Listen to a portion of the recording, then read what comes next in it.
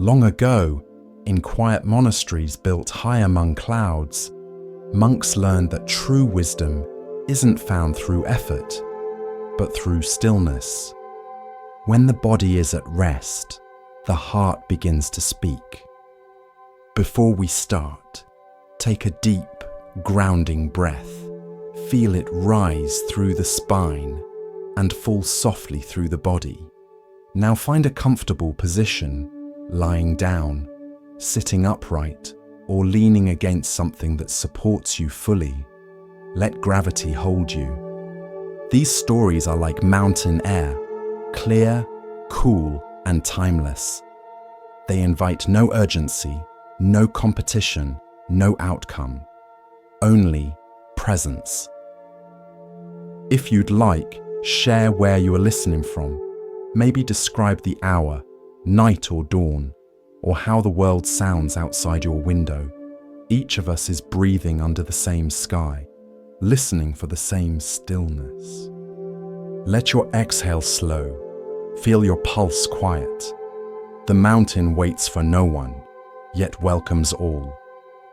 And with that, our story unfolds. The sun hung low over the fields, casting long golden shadows across the dry earth. At the edge of a quiet village, 2 mango trees stood side by side. One was tall and strong, its branches heavy with fruit. Its golden mangoes glowed in the light, plump, sweet and fragrant. Children would stop and stare. Travelers paused to admire. Birds sang in its branches as if drawn to its beauty. The other tree was bare. Its bark was worn, its limbs crooked. It bore no fruit, and no one stopped beneath its shade. But this second tree, quiet, unnoticed, was the Buddha in one of his past lives. And this is the story of why he chose to remain fruitless, for the sake of something greater. Long ago, the land had been wild. The forest grew thick around a small monastery where a humble sage lived with his disciples. He taught them to observe closely, to see not just what was obvious, but what was true. One morning, while walking through the woods, the sage turned to his students and pointed at 2 saplings growing side by side. "These trees," he said, "were born at the same time, but they will live very different lives." The students blinked. "They look the same," said one. The sage only smiled. "Wait." And the years passed. The first tree grew fast.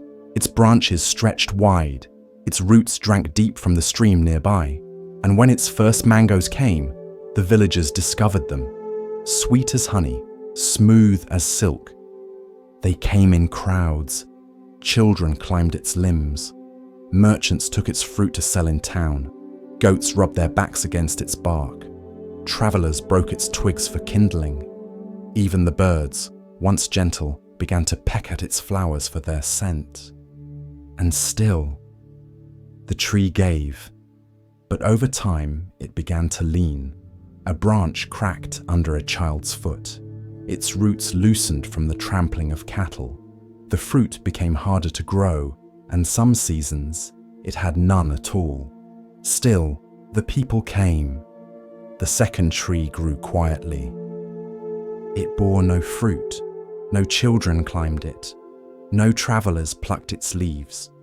Birds rested gently in its shade but never stayed long. The villagers ignored it, but its bark stayed smooth. Its roots grew deep. Its trunk remained upright and still. And it watched. One summer, the king of the region came to the forest on retreat. He set up camp near the fruiting tree. His cooks, servants, and soldiers lounged beneath its shade, praising its sweetness. Then, one of the ministers said, "If this tree has served so well, why not cut it down? The wood would make fine furniture. The fruit is nearly gone, but its trunk could be carved into chairs for your throne room. The king, intrigued, gave the order. And the next day, the great fruiting mango tree was felled.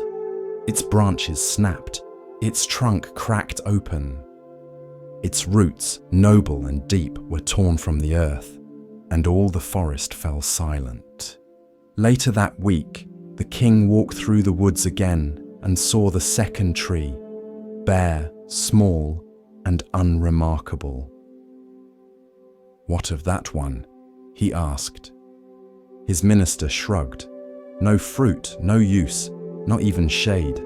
Let it be." And so, it was spared.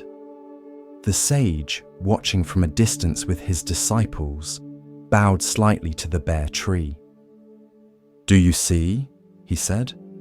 "Sometimes what survives is not what shines the brightest, but what draws the least desire." The disciples looked at him with puzzled eyes. "But Master, was the fruiting tree not noble? Was its generosity not good?" "Yes," the sage said gently. "It lived a life of service, and that is honorable." He looked toward the bare tree, but this one made a choice, a quiet choice. It saw what happened to its brother, and though it too could have borne fruit, it chose not to, for the sake of survival, for stillness, for watching without being consumed. Many lifetimes later, the Buddha would recount this story to his own monks. He would say, "There are times to serve and times to endure.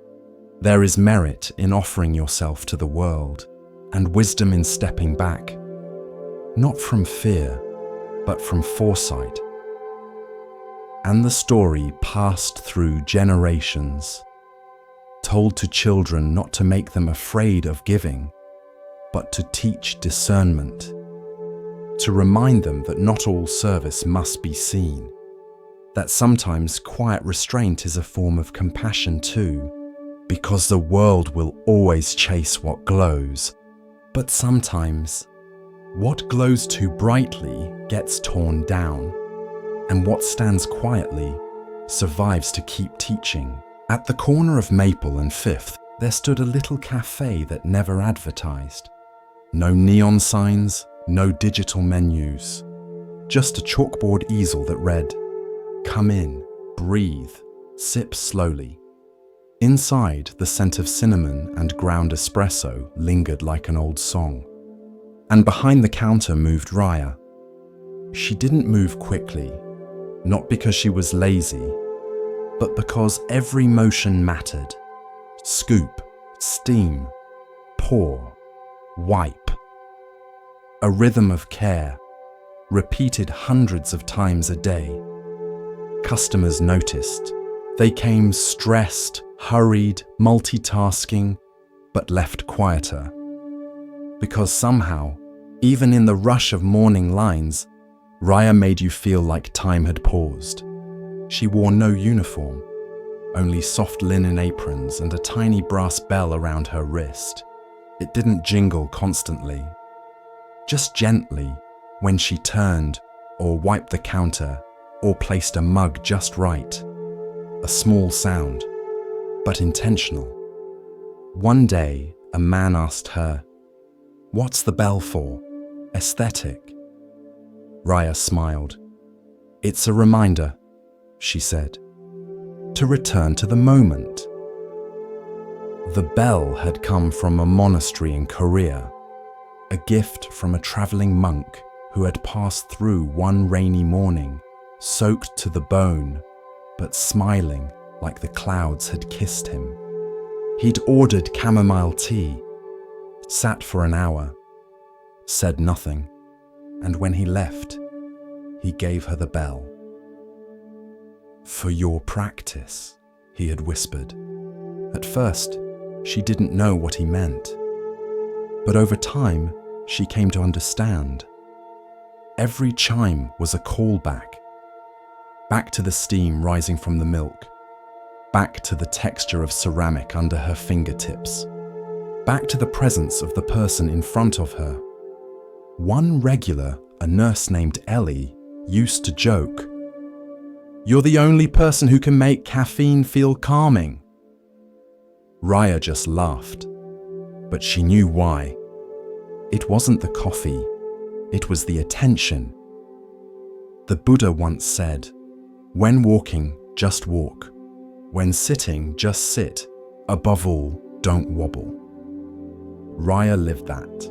In a world addicted to wobbling. One afternoon, a man burst in, frantic. His phone had died. He was late for a pitch. He spilled his order twice in his rush. But Raya didn't scold. She simply placed the cup on the counter slowly. Her bell chimed. He paused, looked up. And in that pause, he breathed. It lasted only a second, but it was enough. Presence doesn't need hours. It needs moments, noticed fully. Years passed.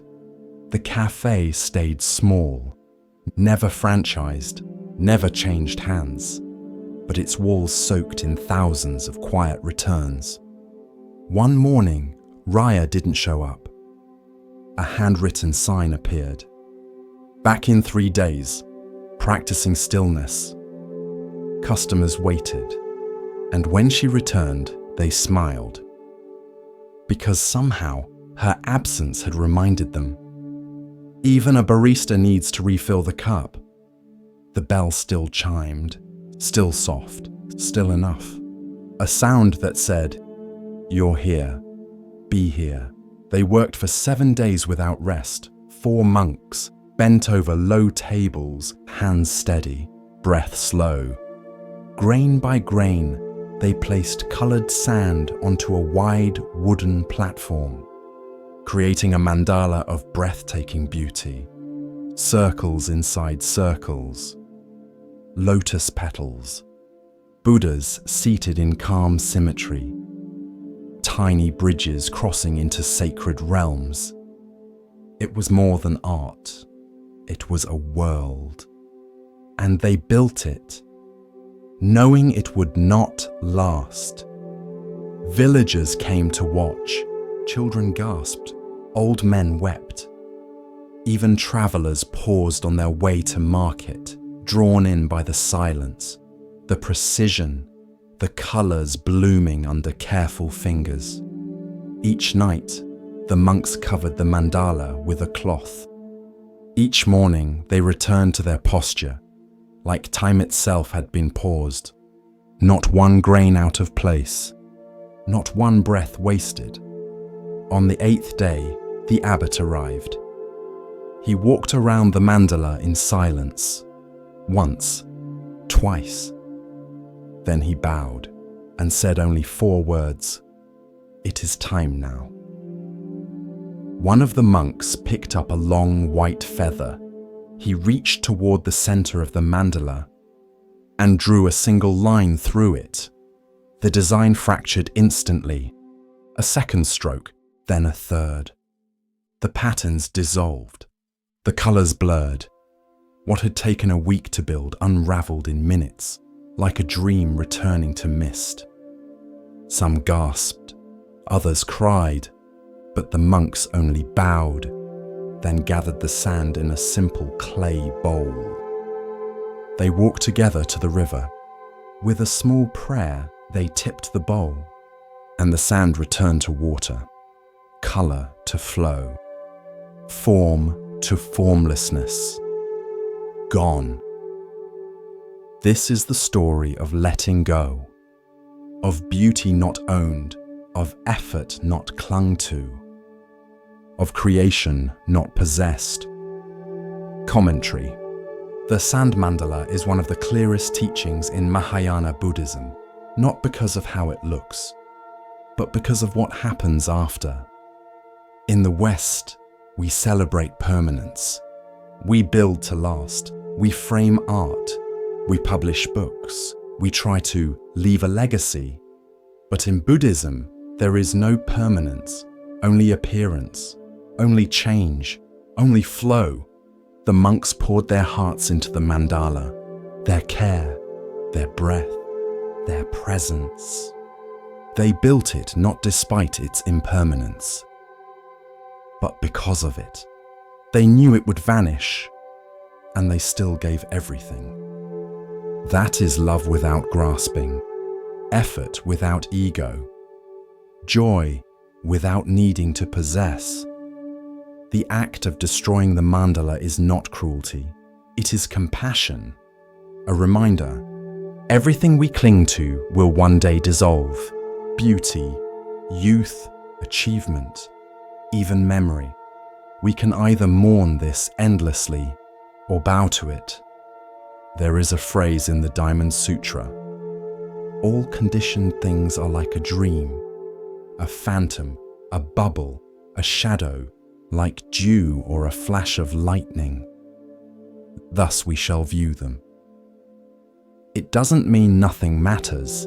It means everything matters more deeply when you know it's passing. You love your child's laughter more when you know they won't be 5 forever. You savor tea more when it's the last cup from the pot. You forgive faster when you realize tomorrow isn't promised. One woman who watched the mandala's destruction approached the abbot in tears. "All that work," she said, "and now it's gone." The abbot bowed. "That is why it was precious," he replied. "When we cling, we suffer. When we release, we flow." This doesn't mean becoming detached or cold. It means seeing clearly and trusting what passes. Trusting that even after the mandala is gone, the hands that built it are still steady. The breath that guided it is still with you. The river still carries the colors. Life is not meant to be grasped. It is meant to be given, again and again, like sand to a current. So build your mandalas, love your people, paint your days with color. But don't try to trap the moment. Let it come, let it shine, and when it's time, let it go. And perhaps, like the monks at the river, smile while you do. As we continue our journey through the wisdom of Zen Buddhism, let us turn to a tale about recognition and the true nature of worth. This is the next story. Long ago, in a kingdom ringed by mountains and temples, a mighty king ruled from a palace of stone and gold. He was feared by his enemies, praised by poets, and followed by thousands.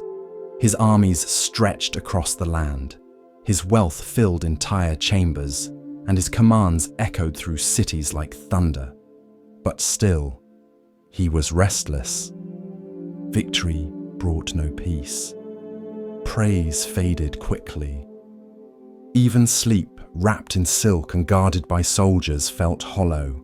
And so one morning, while gazing out across his kingdom from a marble balcony, the king spoke aloud. "Who in this world is greater than I?" A servant, sweeping quietly nearby, paused. "There is one," he said softly, eyes downcast. The king turned sharply. "Who?" "A sage," said the servant. "He lives alone in the forest, wears no crown, owns no gold. But they say he holds more peace in his silence than all your generals in battle." The king laughed. "A beggar in the woods, greater than me?" But something in the servant's voice lingered. And later that night, when the court had gone quiet, the king summoned his best horse and rode out alone, disguised in simple robes, his face shadowed by the hood of a traveler. He rode for 2 days, through thick jungle, across rivers, past farmers and monks and children who did not bow. Finally, at the edge of a still grove, he saw a small hut beneath a Bodhi tree, and outside it, seated cross-legged on a flat stone, was the sage. No guards, no roof over his head, no possessions, just stillness, and eyes that did not flicker when the king approached. "You are the one they speak of?" the king asked. The sage nodded once. "I am one, of many." The king studied him. "You have no palace, no army, no throne, and yet people speak your name in reverence. Why?" The sage said nothing. The silence stretched, long enough for the king to feel his own voice echo. Finally, the sage opened his palm and motioned for the king to sit. The king hesitated, then obeyed. They sat together under the tree, as the wind moved gently through the leaves. No words, no commands, just presence. After a long while, the king said, "You are not afraid of me." "I see no king," said the sage, "only a man with questions." The king frowned. "I have conquered lands, broken enemies, shaped history. You think I have questions?" The sage met his eyes. "Then why are you here?" The king opened his mouth, closed it, and looked away. Because beneath the silk, beneath the crowns, beneath the noise, he had come not to test the sage, but to understand something he could not command. Finally, he asked, "Why do people follow you?" "I do not ask them to." "Then why do they listen?" The sage picked up a small stone from the earth, rolled it in his fingers. "They listen," he said, "because I have no need for them to." The king blinked. "I lead armies, command cities, hold power over life and death, but still I'm not content." The sage nodded. "Because you mistake fear for respect, obedience for love, wealth for worth." The king stiffened. "Are you saying I am not powerful?"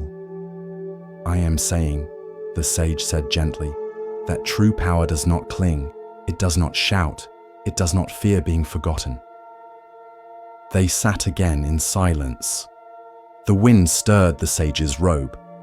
The king looked down at his hands. "I have everything," he said, "but still I feel empty." The sage smiled. "Then you are ready." "Ready for what?" "To lead without needing to be above." That evening, the king returned to his palace. No fanfare, no declaration, but something had changed. He began to listen more, to speak less, to ask questions instead of giving orders. His advisors whispered about his visits to temples, his long walks alone, his sudden interest in sitting beneath trees without speaking. And when his generals asked, "Who taught you this?" he said simply, "A man with nothing, who showed me everything." Years later, when the sage passed into silence beneath the same Bodhi tree, the king declared a day of stillness across the land. No work, no speech, just listening. And in time, his own rule became a story of its own, not because he expanded borders, but because he stopped needing to, not because he gained more, but because he learned to let go. And the story of the king and the sage spread like the breeze that once moved through the forest leaves. A reminder that the crown is not the source of power, wisdom is, and the one who does not seek to rule is often the one most worthy to lead. One morning, as the temple bell echoed over the hills, a feather drifted across the gravel path. Software white, weightless. It twisted in the breeze, rising, falling, then gliding gently down near the feet of an old monk named Shiro. He stopped mid-step, Not because the feather blocked his way, but because he had learned that even the smallest interruption might carry a lesson. He bent down, lifted it with 2 fingers, and held it up to the light. It was a simple thing, delicate, almost nothing, and yet it had travelled from some distant bird, perhaps one flying over the valley, or shaken loose in a morning preen. It had no wings, no voice, no will, yet here it was, resting, present, carried. That day during tea, Shiro spoke to the novices. He placed the feather on the center of the table. "Is this free?" he asked. The youngest tilted his head. "It floats on the wind, so..." "Yes?" Another frowned. "But it goes wherever the wind takes it. That's not freedom, it's powerlessness." A third sipped her tea and said nothing. Shiro smiled. "All 3 of you are correct," he said, "depending on how you define freedom." He continued, "Most people think freedom means control, to choose, to decide, to resist what moves us." He looked out the open window. "But the feather has no resistance, no plan, and yet it dances." The novices leaned in. He pointed toward the sky. "If the wind blew north, it went north. If the wind changed, so did the feather. But never once did it say, 'I failed.'" There was a pause. One novice finally asked, "Then what is the lesson, Master?" Shiro replied softly, "There are times to steer and times to yield." He picked up the feather again. True freedom is not always in direction, but in the way we ride the currents. Later that week, the temple cat fell ill. The novices fretted. One cried. Another tried to feed it broth. But Shiro simply sat beside it. He offered no solutions, no prayers, only presence. When the cat passed, Shiro gathered the novices.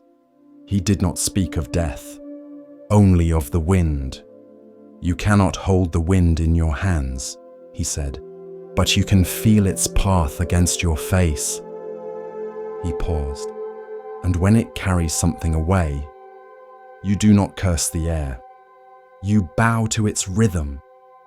The novices returned to their chores, softer now, quieter, less frantic in their attempts to fix what could not be fixed. One afternoon, as a storm gathered, a gust swept through the open courtyard.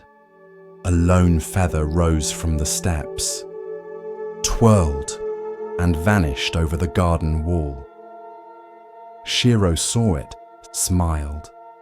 He whispered, "Carried, yet free."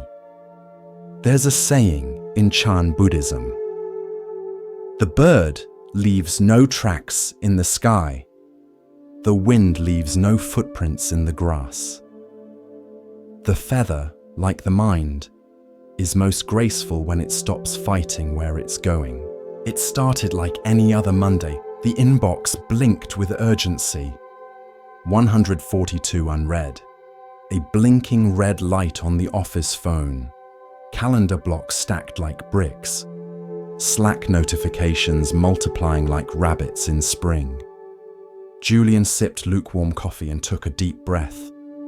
Then he dove in. He was efficient, smart, reliable, they called him. Always responsive. Always ready. Always tired. Somewhere between the 7th reply and the 4th Zoom call, he noticed his chest tightening. Nothing sharp, just a quiet constriction. A warning, like a traffic light blinking yellow. But he kept going, because the world rewarded output. And silence. Silence didn't show up on KP is. By 4 p.m., his eyes burned. By 6 p.m., he was still typing. He didn't hear the rain start, didn't notice the tea growing cold beside his keyboard, until a calendar reminder popped up. Meditation class, 6:30 p.m., room 4B. He had signed up weeks ago, half joking, a resolution maybe. He almost closed the tab, but something, maybe the silence behind the noise, nudged him. Room 4B was warm, soft lighting, folded cushions, a bell. Only 6 people sat in the circle. A woman at the front, maybe late 40s, calm-eyed, greeted him with a nod, not words. "Sit however you like," she said. Julian sat stiffly, still in his button-up, still full of digital momentum. The teacher closed her eyes, spoke gently. "Let the inbox go. Let the to-do list drop its grip. Notice the breath, that's all." Julian's mind raced. The Henderson file, the Q4 budget, the message he forgot to reply to. But the bell rang again, soft and clear, like a sound not trying to impress anyone. And slowly, his thoughts became less sticky. After 20 minutes, she said, "Busy is not always bad, but sometimes it's a way of avoiding stillness. Ask yourself, what would I hear if I stopped pretending I didn't have time to listen?" Julian felt something twist. Not painfully, just honestly, because beneath the notifications and meetings and perfectly managed chaos was a quiet voice he hadn't heard in years. It didn't ask for much, just a pause, a breath, a life lived on purpose, not just performed. That night, he walked home in the rain. No umbrella, no rush. Each raindrop felt like punctuation in a sentence he had forgotten how to read.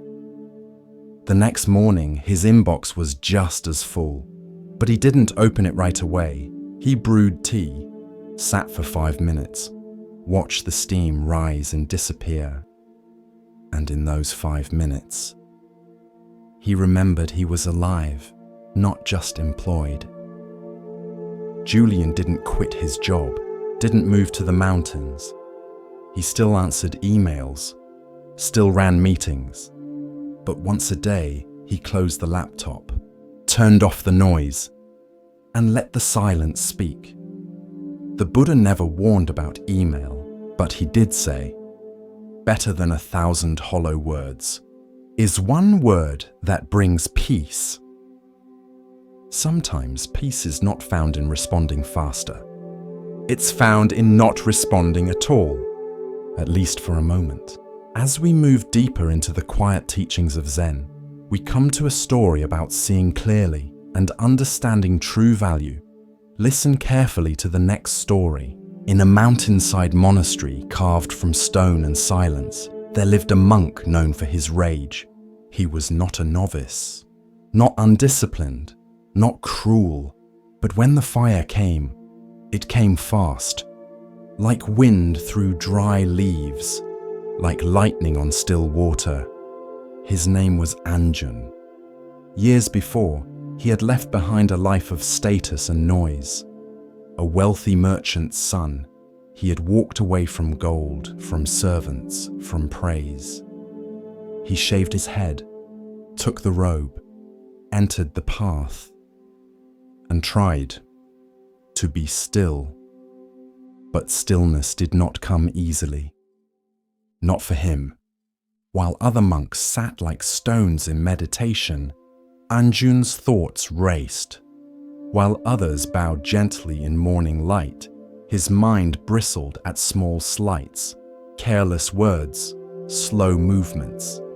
He clenched his teeth, gripped his mala beads too tightly, snapped at those who asked too many questions.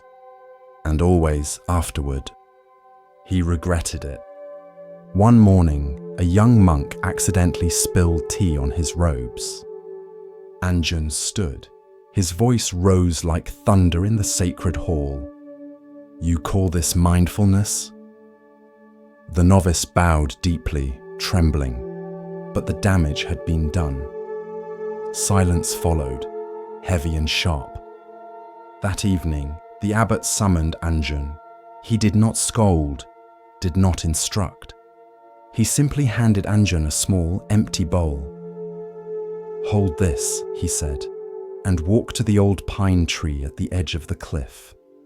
Sit there until the bowl is full. Anjun blinked. "The bowl is empty." The abbot nodded. "Fill it with stillness." So Anjun went. The pine tree stood crooked against the sky, its needles sharp as whispers, its trunk weathered by time. Anjun sat beneath it, bowl in lap, confusion in heart. How could he fill a bowl with something that couldn't be seen? Hours passed. Birds called. Clouds shifted.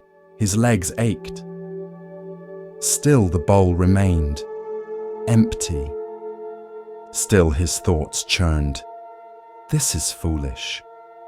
I should be studying. They're laughing at me back at the monastery." The fire stirred again, that old familiar heat.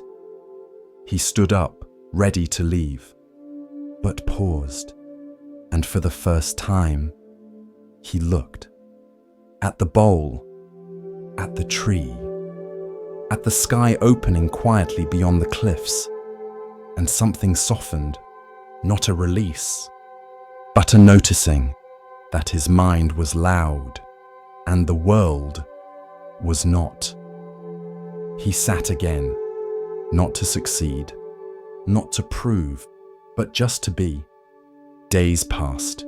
He returned each morning, sometimes with anger, sometimes with peace, sometimes with tears, always with the bowl. He began to notice his breath, not control it, just notice. He began to feel his thoughts, not as commands, but as weather. They came, they went. One day, a beetle crawled across the bowl's rim. Anjun did not flinch, did not swat it away. He watched it, felt its tiny weight, its gentle effort, and whispered, "Thank you." Weeks later, he returned to the abbot. The bowl was still empty, but his eyes were not. They were clear, software still. The abbot smiled. "Did you bring what I asked for?" Anjun bowed. "I did not fill the bowl with stillness, but I emptied it of everything else."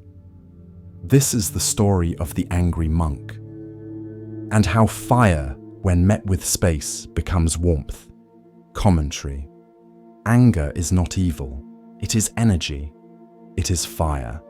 And fire can cook food or burn down temples. The Dharma does not teach suppression. It teaches transformation. Anjun did not erase his anger. He sat with it. He saw its roots: fear, pride, expectation, and in seeing it clearly, he softened. You cannot calm your mind by force. You cannot force a bowl to fill with stillness. You can only stop stirring the water and wait until clarity returns on its own. We all carry bowls, and we all try to fill them with achievement, with reaction, with rightness, with control, but the wisest among us know. The real work is emptying, not to lose, but to make space. There's a Zen saying, "Let go or be dragged." You don't have to destroy your fire. Just give it space, let it breathe, let it teach you what stillness really means. And remember, Stillness does not mean absence of movement. It means absence of resistance. Like a tree that sways but does not break. Like a bowl that reflects the sky because it does not try to. Let your bowl be empty, and in that emptiness, find peace. She never meant harm. She only passed on what she heard. A whispered comment here, a raised eyebrow there. A half-finished sentence passed along like a secret prayer. Her name was Sister Nima, young, lively, kind mostly, but her words moved quickly and quietly unraveled the thread of trust inside the temple. At first, it was small. She meditates longer when people are watching. They say the head cook isn't really vegetarian. I heard the abbot used to be married. No malice, just conversation, just sharing. But soon, monks began to turn away from each other in the corridor. Silent meals grew tenser. Chanting lost its rhythm. Smiles stiffened at the edges. No one named the cause, but it lingered, like smoke with no fire. One afternoon, the abbot asked Sister Nima to join him in the garden. The plum trees were beginning to blossom, delicate petals stirring in the breeze. He held a small bag in his hand. "Walk with me," he said gently. They walked in silence down the path that circled the temple grounds. After a while, he opened the bag and began to scatter chicken feathers along the way. Sister Nima tilted her head.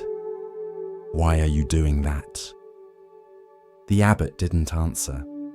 When they returned to the garden, he handed her the empty bag. "Now," he said, "go and collect them all." She blinked.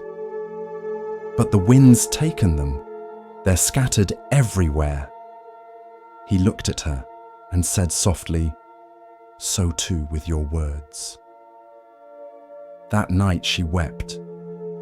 This is the story of speech and consequence, of how sound can build or destroy. Commentary.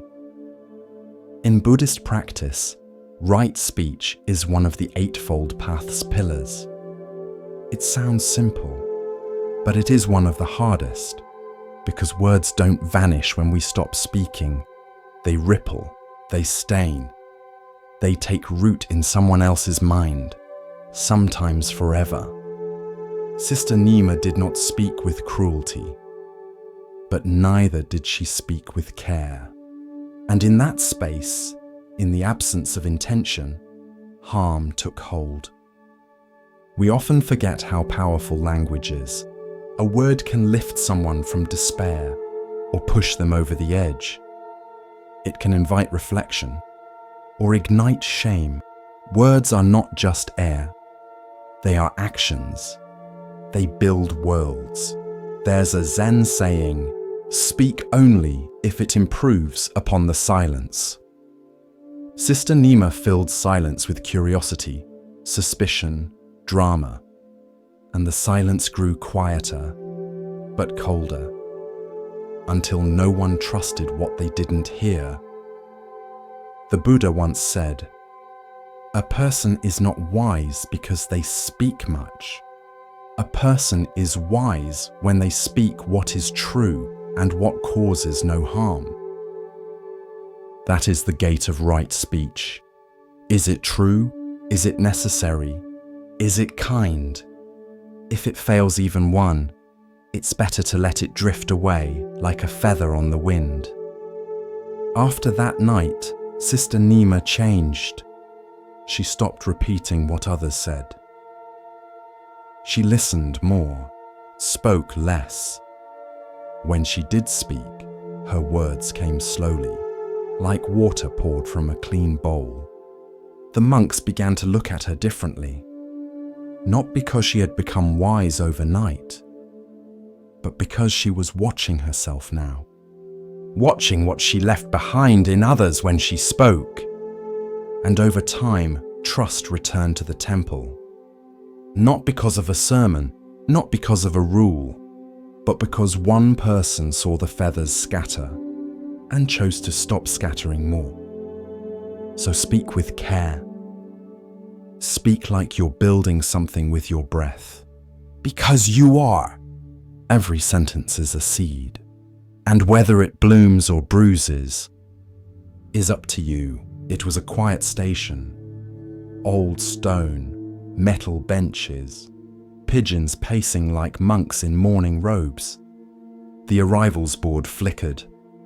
The loudspeaker crackled, and trains came and went, their breath hissing across the platform like tired beasts. Every day just before noon, an old man would arrive. He wore a flat cap, pressed slacks, a wool coat that had seen better winters.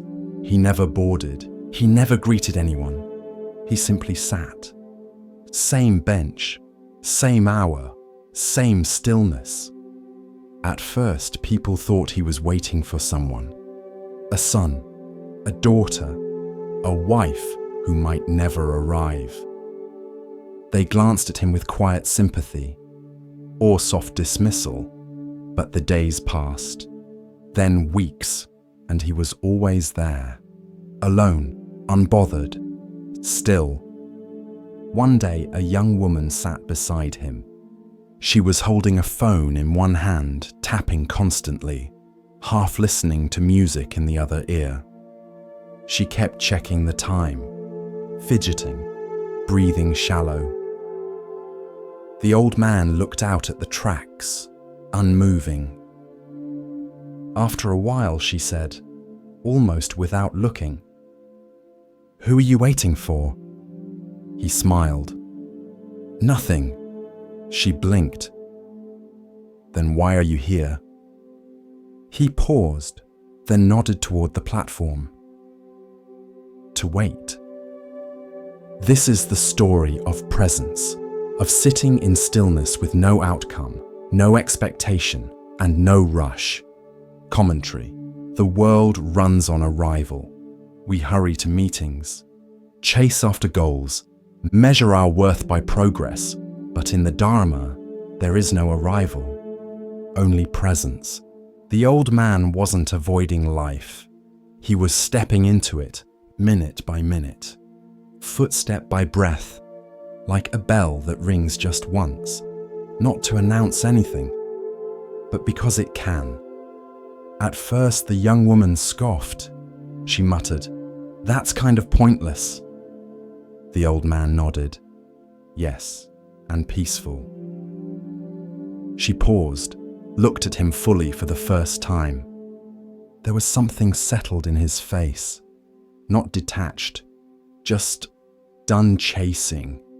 He didn't ask her what she did for work, didn't comment on the news, didn't offer advice. He just sat and breathed. The train came. She didn't get on. Instead, she silenced her music, turned off her phone, sat beside him. They shared the silence for half an hour.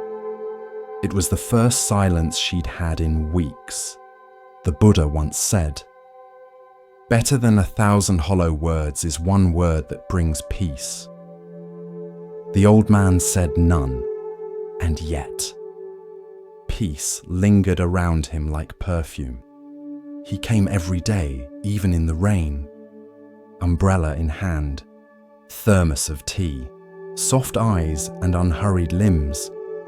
He didn't come to do anything. He came to stop doing. We often misunderstand waiting. We think it's the pause before real life. But sometimes, waiting is life, not for something, but with it.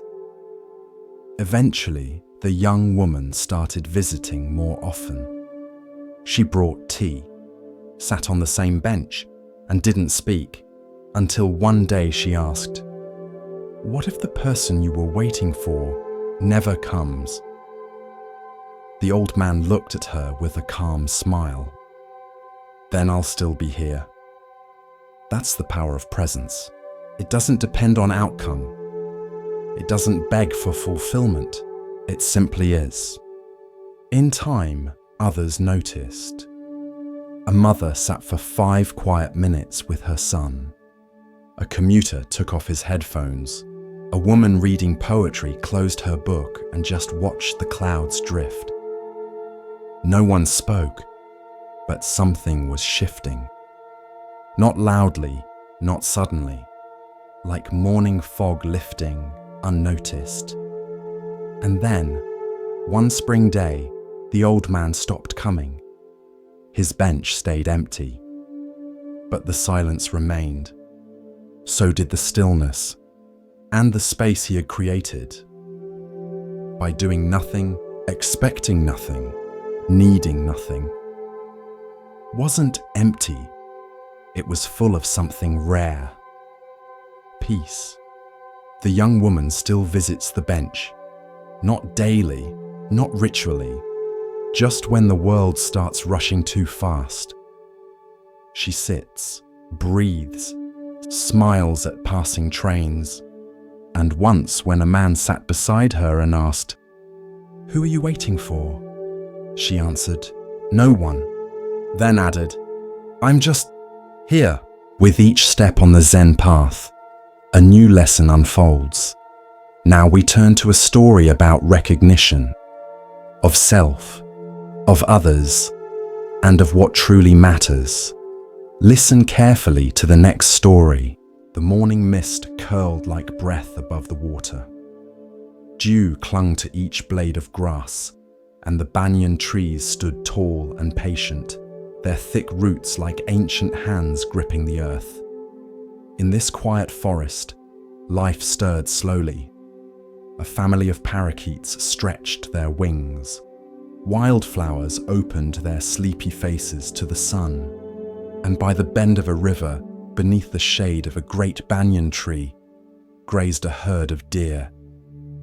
Their leader was not the strongest in muscle, nor the swiftest in hoof, but in his eyes was a calm that held the wisdom of many lifetimes. He was the Buddha in a past life, and he was known as the banyan deer. He led not with fear, but with gentleness. When predators lurked, he guided the herd with silence and grace. When floods came, he taught them how to move with the water, not against it. And when food was scarce, he gave the youngest and oldest the first share. Even the wind seemed to part for him. But harmony rarely goes unnoticed for long. Not far beyond the forest, a new king had risen. Young, proud, hungry for grandeur. One morning, as he bathed in a river near the forest edge, a golden mango floated past. He took a bite and paused. The taste was unlike any fruit he had ever known. Honeyed, rich, alive. "Where did this come from?"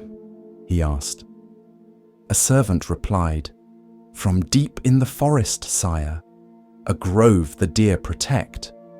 The king stood. "Then I must have it." With drums and banners, he marched into the trees. His men cleared paths, felled smaller growth, and drove the deer into a vast enclosed reserve. The mango tree was surrounded, the forest taken. The deer were trapped. To amuse himself, the king began a game. Each day, a deer would be chosen to die, for his hunt, for his table, for sport. The deer grew restless. Mothers wept. Fawns shivered in the tall grass. Panic spread like fire.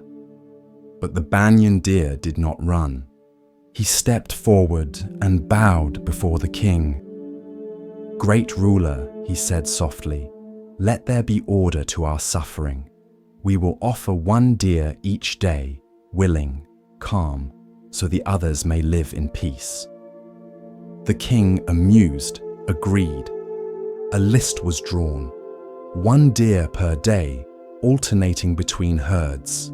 No chase, No screams, just quiet death. And so it went. Until one morning, a young doe was chosen. She was from another herd, led by a different chief. But when her turn came, she did not arrive alone. She brought her fawn, still wobbling on its legs, eyes wide, breath quick with fear. The doe knelt before the banyan deer. "I do not come to beg for myself," she said, "but for my child. He cannot feed without me. He cannot yet graze. If I die today, he dies too." She lowered her head. "I ask not for escape, only for time. Let another go in my place, just until he learns to eat." The banyan deer looked at her, then at the fawn, then at the sky, and without a word he turned, walked to the river's edge, and stepped onto the path that led to the palace. The guards, now familiar with his presence, let him pass. The king sat on his marble seat, polishing the tip of his spear. "You again," he said. "What is it now?" The banyan deer bowed low. "I come to take her place." The king raised an eyebrow. "She is not from your herd." "I know." "She is not your responsibility." "She is a mother." The king laughed. "Then let her king speak for her." He did not. "And why you?" "Because I can." A silence fell between them. The king studied the deer, the steady breath, the lowered gaze, the quiet strength. "You would give your life for a stranger." "I do not see strangers," said the deer. "Only lives, only suffering, only the chance to spare it." The king leaned back. "Tell me, banyan deer, are you not afraid?"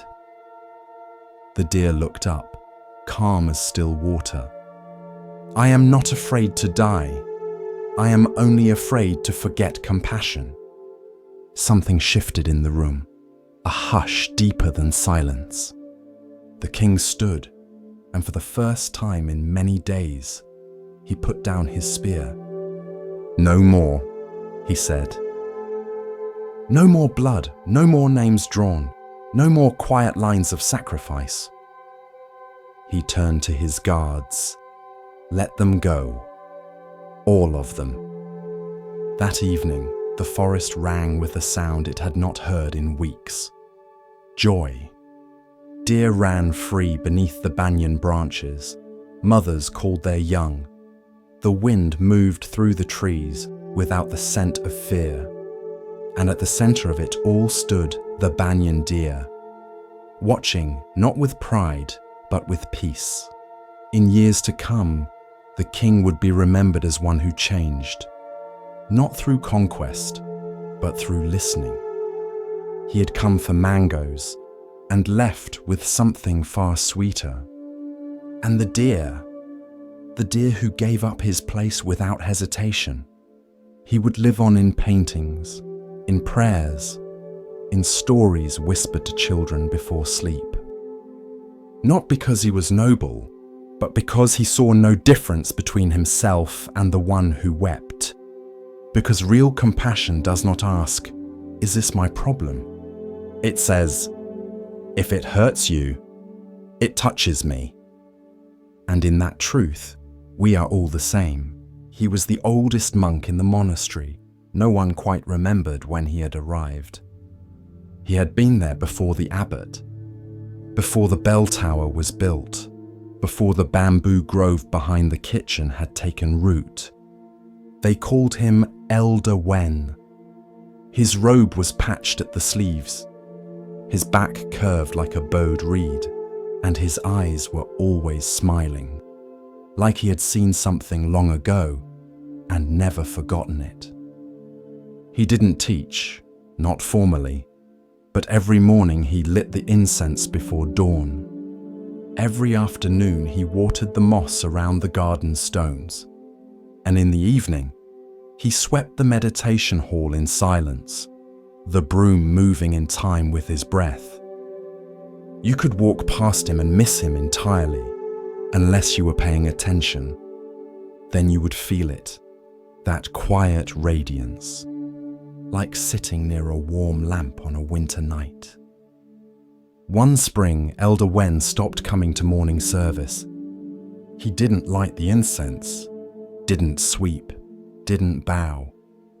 He stayed in his small corner room beside the main hall, lying on his straw mat with hands folded gently over his chest. He was dying. The news spread quickly. Monks whispered in the corridors. Some feared, some mourned. Some tried to distract themselves with chores. But one by one, they made their way to his room. To say goodbye, to ask for wisdom, to seek some final teaching. But Elder Wen said almost nothing. He just smiled.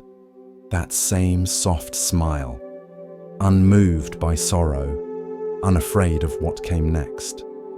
One young monk sat at his side and finally asked, "Master, are you not afraid?" Elder Wen opened his eyes. "Afraid of what?" he whispered. "Of leaving." The old monk chuckled softly, a sound like wind through dry leaves. "Leave where?" He looked around his humble room. "There is nowhere to go." Another monk asked, "What is your final instruction?" Elder Wen blinked slowly, then raised one trembling hand and pointed to the teacup beside his bed. It was half full. The tea had long gone cold. But the sunlight touched it just so, glinting off the rim. He smiled again, then closed his eyes, and that evening he passed. As gently as a flame curling into smoke.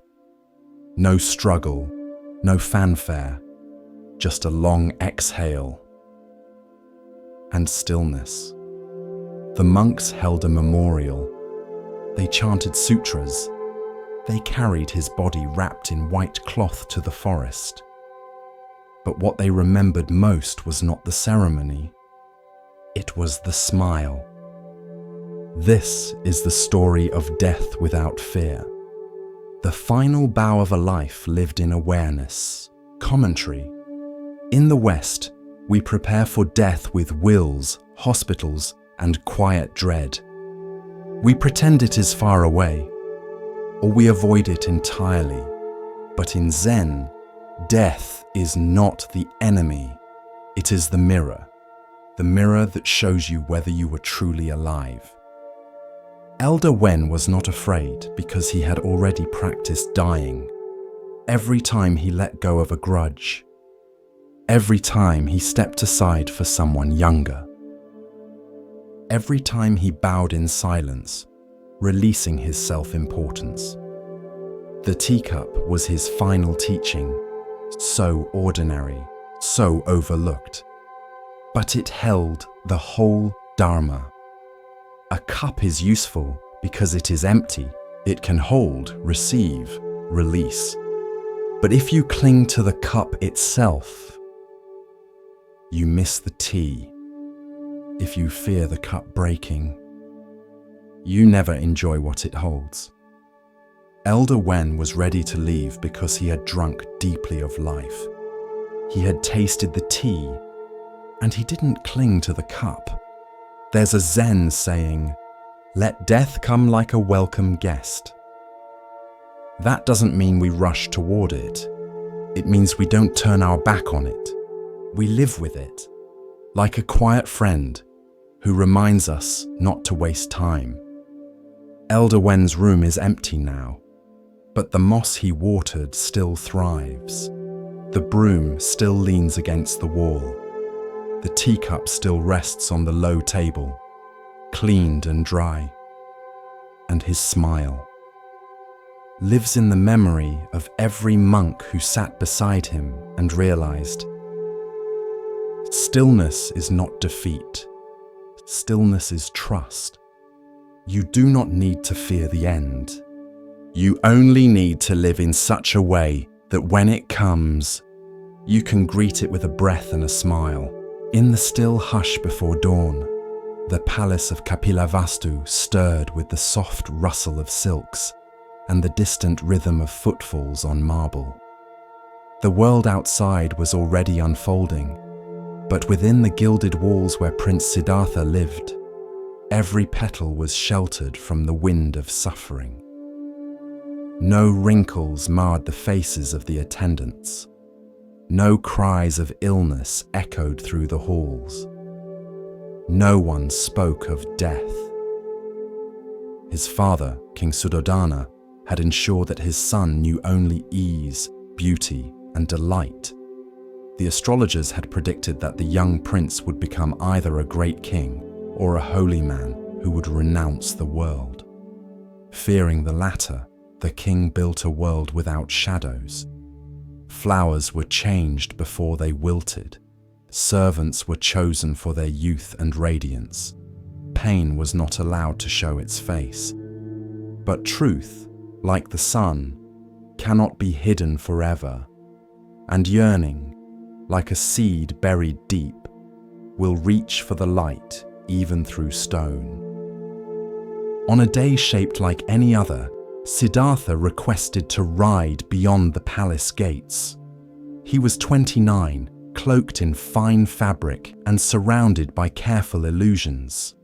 Yet something inside him whispered of incompleteness, like a bell struck in the distance that would not stop ringing. There was a tightness in his chest he could not name, a hollowness that no feast or dance could fill. The charioteer Channa guided the prince through the streets of the city. The morning was bright, the people beautiful, the air filled with jasmine. Musicians played in courtyards, children laughed in sunbeams, all seemed perfect. But then the illusion cracked. At the edge of a quiet street, they saw a man hunched and trembling. His hair was white, his back bowed by years. His skin sagged like parchment, and his hands clutched a stick. He moved slowly, as though the air itself had thickened around him. Siddhartha leaned forward. "Channa," he asked, "what is wrong with that man?" "That is old age, my lord," Channa replied. "It comes to all who live long. The body weakens, the bones bend, the senses dull. No one escapes it." The prince stared at the man as he passed, the way he paused to catch his breath, the way his eyes seemed clouded with time.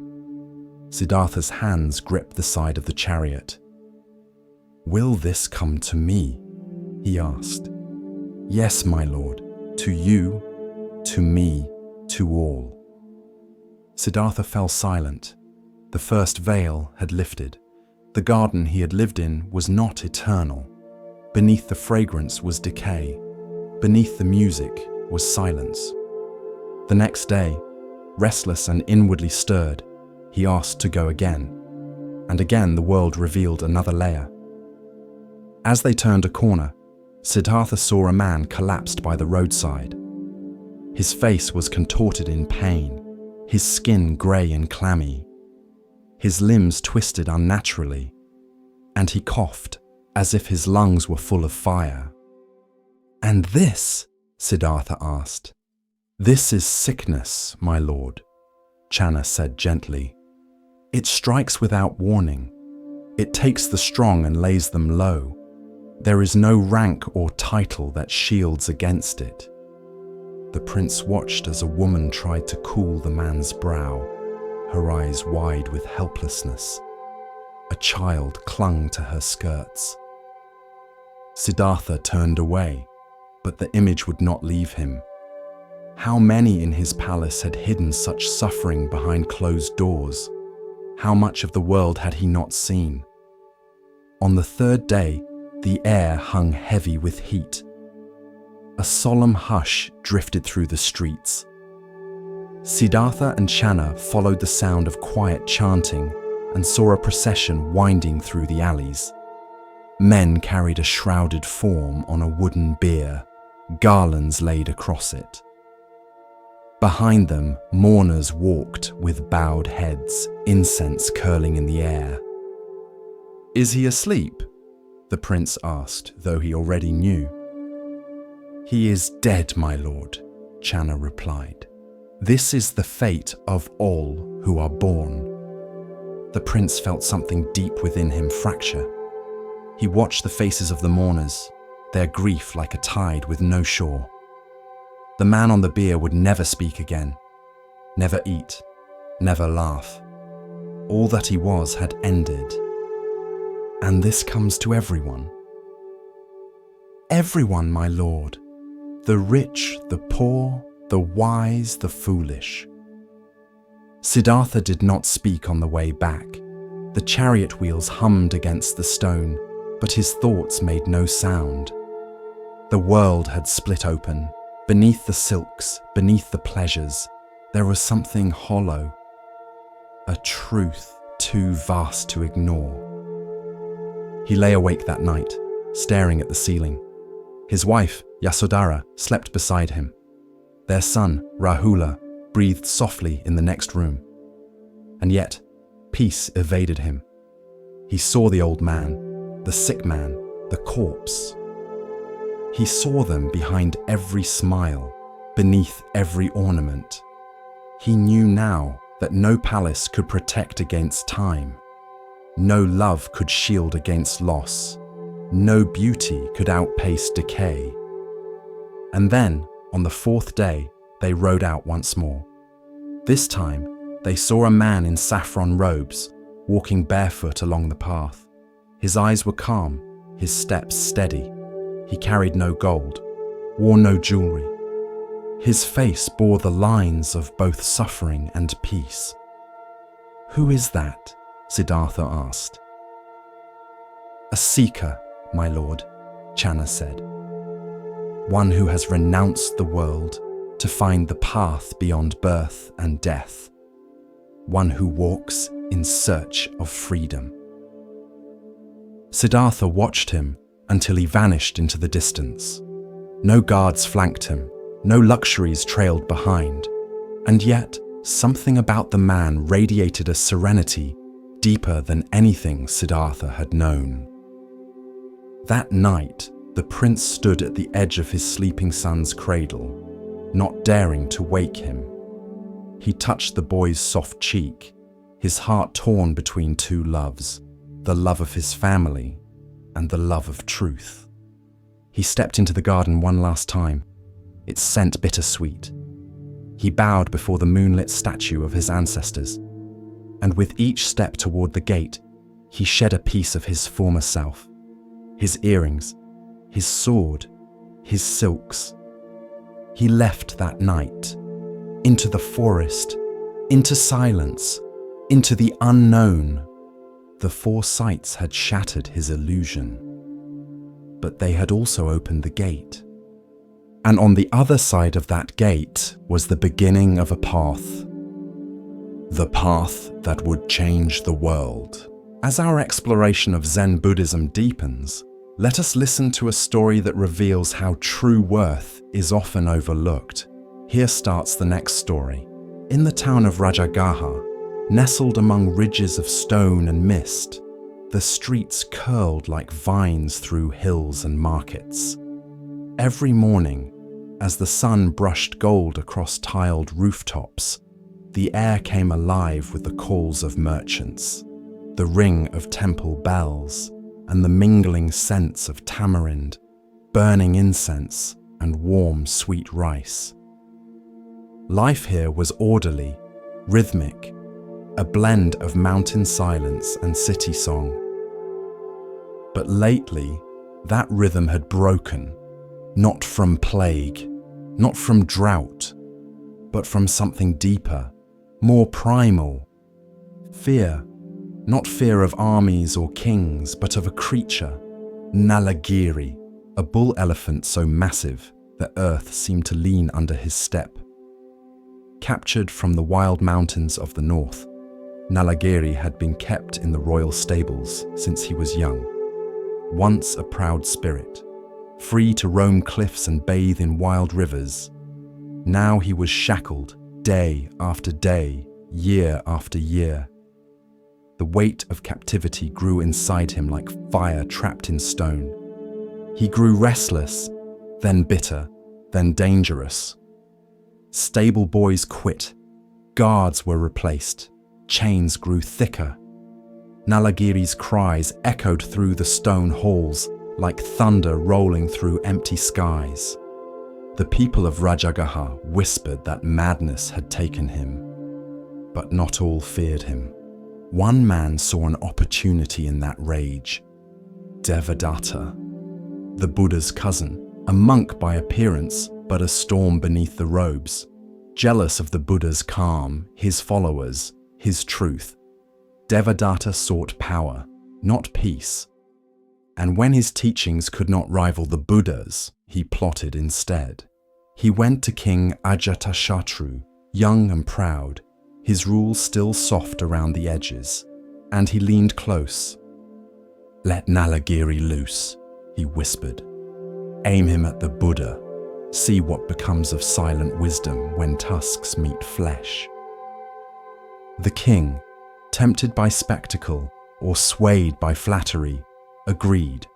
And so, one morning, before the city had fully woken, the iron gate to Nalagiri's pen creaked open. Chains were undone. Commands were given. The path was cleared. Nalagiri stepped forward, eyes wide, breath steaming, mind ablaze. He charged through market streets, through cloth stalls and fruit carts, scattering baskets and lives. People screamed, children ran, dogs howled and carts overturned. He did not walk.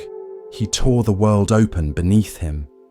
And down that path, barefoot, cloaked in saffron robes, carrying only his arm's bowl, walked the Buddha. No guards, no weapons, no rush in his step, just presence. His disciples shouted from behind walls and corners, "Lord, turn back, the elephant comes, he will crush you." But the Buddha kept walking, not with recklessness, not with pride, but with compassion so still it could hold a mountain. As Nalagiri approached, the air thickened with heat and tension. His tusks gleamed, his trunk coiled like a whip. His roar shattered the morning hush.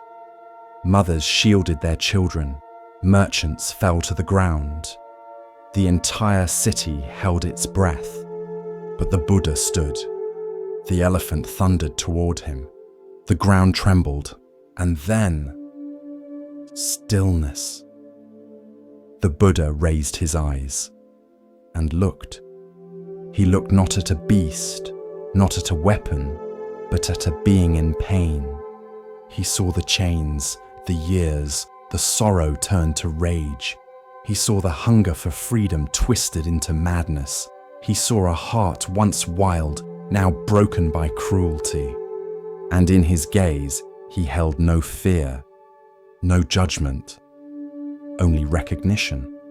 As Nalagiri neared, mere strides away from trampling the man before him, he met that gaze, and something changed. The wind quieted, the air cooled. The fire in Nalagiri's eyes flickered. He slowed, then paused. His ears twitched, his breathing hitched. He took one more step, then stopped. The Buddha stepped forward.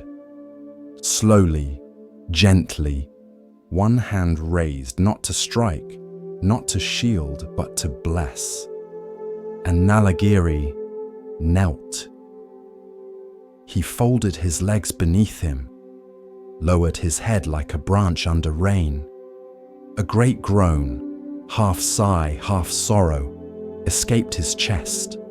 And there, in the middle of the street where rage had once ruled, the Buddha placed his hand on Nalagiri's brow. Not with domination, but with presence. And the elephant wept. Tears pooled beneath his eyes, streaking down the folds of his face, darkening the dust. His trunk coiled softly around the Buddha's arm, no longer as a weapon, but as a gesture of surrender. The city watched in stunned silence. The same elephant who shattered stone fences and snapped trees now sat like a disciple at the feet of peace. Devadatta, watching from the shadows of a colonnade, said nothing. His plot, like a snake uncoiled, had slithered away, not with defeat by force, but by a truth too gentle to resist. Later, when the sun rose fully and the city slowly exhaled, Nalagiri returned to the royal grounds, but no longer was he led by whip or chain. He walked slowly, willingly, like a monk returning from alms. The Buddha returned to his seat beneath a banyan tree, his bowl untouched, his robe still bright. And the people came. They came not to celebrate a miracle, but to understand a lesson. They asked, "How did you stop him?" And the Buddha replied, "Anger cannot be conquered by anger, but by love alone. Fear cannot be silenced by force, but by understanding. The wildness in others is often the cry of suffering, not wickedness." And so it was taught that true strength is not in the fist, not in the sword, but in the heart that stays open in the face of danger. The tale of Nalagiri passed from lips to scrolls, from scrolls to temples, from temples to time itself. Children would ask their mothers, "Is it true that the Buddha tamed the elephant?" And they would answer, "Yes, my child, but not with magic, with seeing. Seeing the pain in others, seeing the fear beneath fury, seeing the being behind the mask, and meeting it with love." Nalagiri lived out his days not as a beast of burden, but as a gentle giant, offering rides to children, watering temple gardens with his trunk, and standing calmly when the monks recited sutras beneath the trees. It is said that when he died, the earth grieved gently, and his spirit rose unchained. Some believe Nalagiri was reborn in a heavenly realm. Others say he was reborn among the disciples. But all agree on this, that in the still gaze of one awakened man, an ocean of rage was calmed. Not by war, but by peace itself. There was once a tree that stood just beyond the monastery walls, a tall maple. Its leaves flamed gold each autumn, spilling light into the courtyard like scattered coins. Monks often paused beneath it, bowing to its stillness, especially when the season turned. One afternoon in early autumn, a young novice sat beneath the tree troubled. His master had given him a koan to meditate on. "What do you cling to that no longer lives?" He had meditated, chanted, even fasted, but the answer would not come. That day, the wind had begun its long conversation with the branches. A single leaf, amber at the edges, twirled down, landed softly in the novice's lap. He stared at it. Fragile, veined, no longer green, still beautiful, but no longer living. The tree gave no sign of loss. No grief, no clinging, only release. Another leaf drifted down, then another. The novice looked up. The tree was letting go. of what had once been its crowning glory. Not with sorrow, but with grace. Later, he spoke with his master. "Why does the tree drop what once gave it life?" The master replied, "Because it trusts the cycle. It knows spring will come again. It makes room by releasing." The novice thought of the things he had held too tightly, a grudge from a harsh word, a dream that had withered, an idea of who he should become. He returned to the tree the next day, sat beneath it again. This time, when a leaf fell into his hand, he whispered, "Thank you," and let it go. That night, he wrote in his journal, "Letting go is not loss, it is returning." As the days grew colder, the tree became bare. Some monks said it looked lonely, exposed, but the novice saw strength in that nakedness, a kind of quiet surrender. It was not clinging to what had passed. It was preparing for what would come. Winter arrived. Snow dusted the monastery roofs. The tree stood still, unmoving, uncovered, unconcerned. Months passed, and then, one morning in spring, the novice awoke to find tiny buds on the tree's limbs, software green, new. He smiled and understood at last. What we release returns, but only when we've stopped grasping. There is a phrase in Buddhist teaching, "You can't receive with a closed hand." The tree had shown this truth. Letting go is not the end.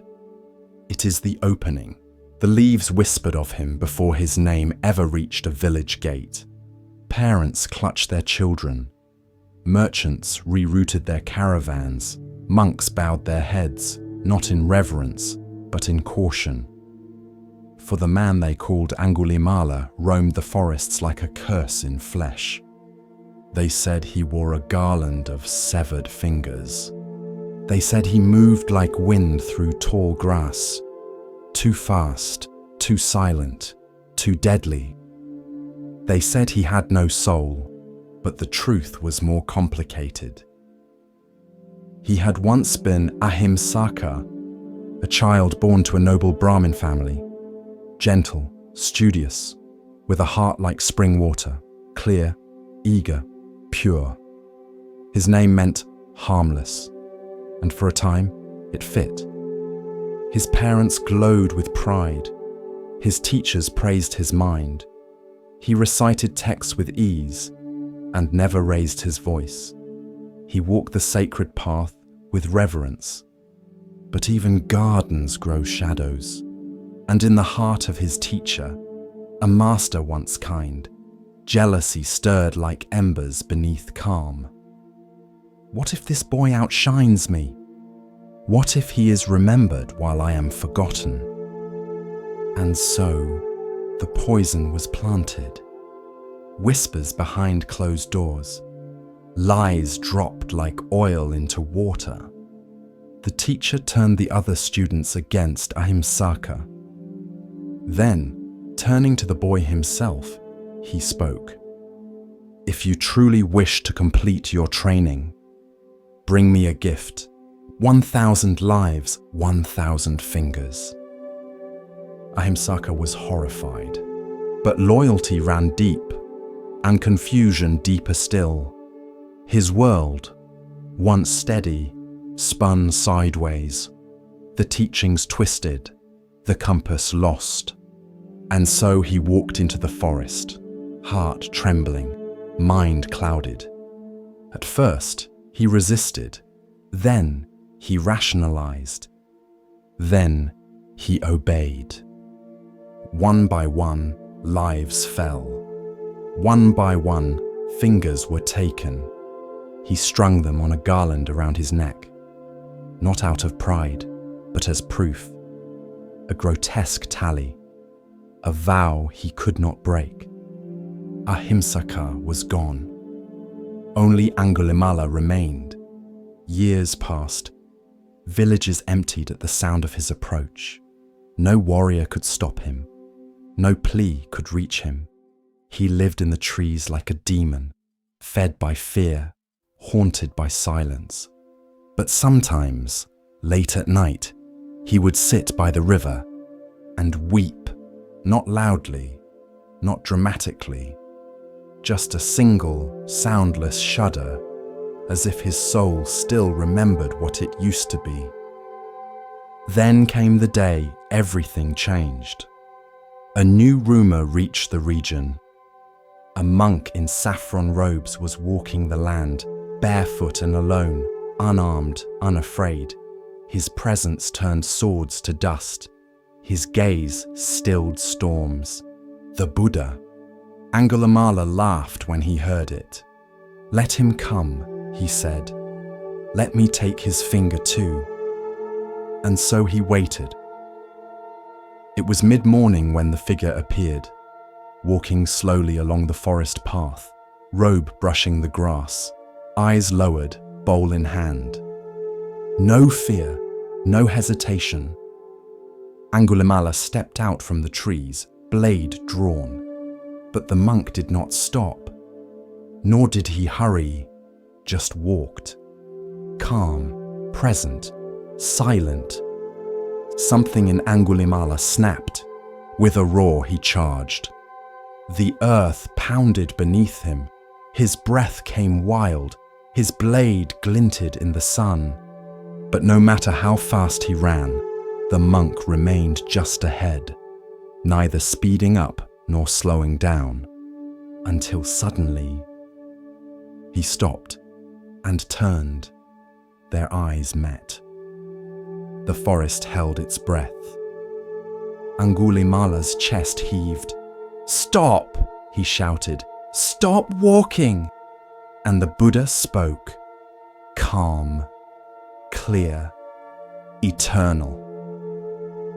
"I have already stopped, Angulimala. It is you who has not." The words hit harder than any weapon. Stopped? The monk had stopped? Angulimala blinked. "What do you mean?"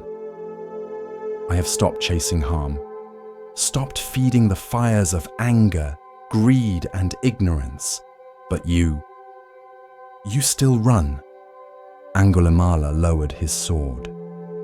"Not all the way, just a little, but enough." What should I do?" And the Buddha stepped closer, unshaken, unarmed, unafraid. "Drop the weapon," he said, "and follow." For a long moment, Angulimala stood frozen. The forest was silent. Even the wind waited. Then, with trembling hands, the man removed the garland from his neck.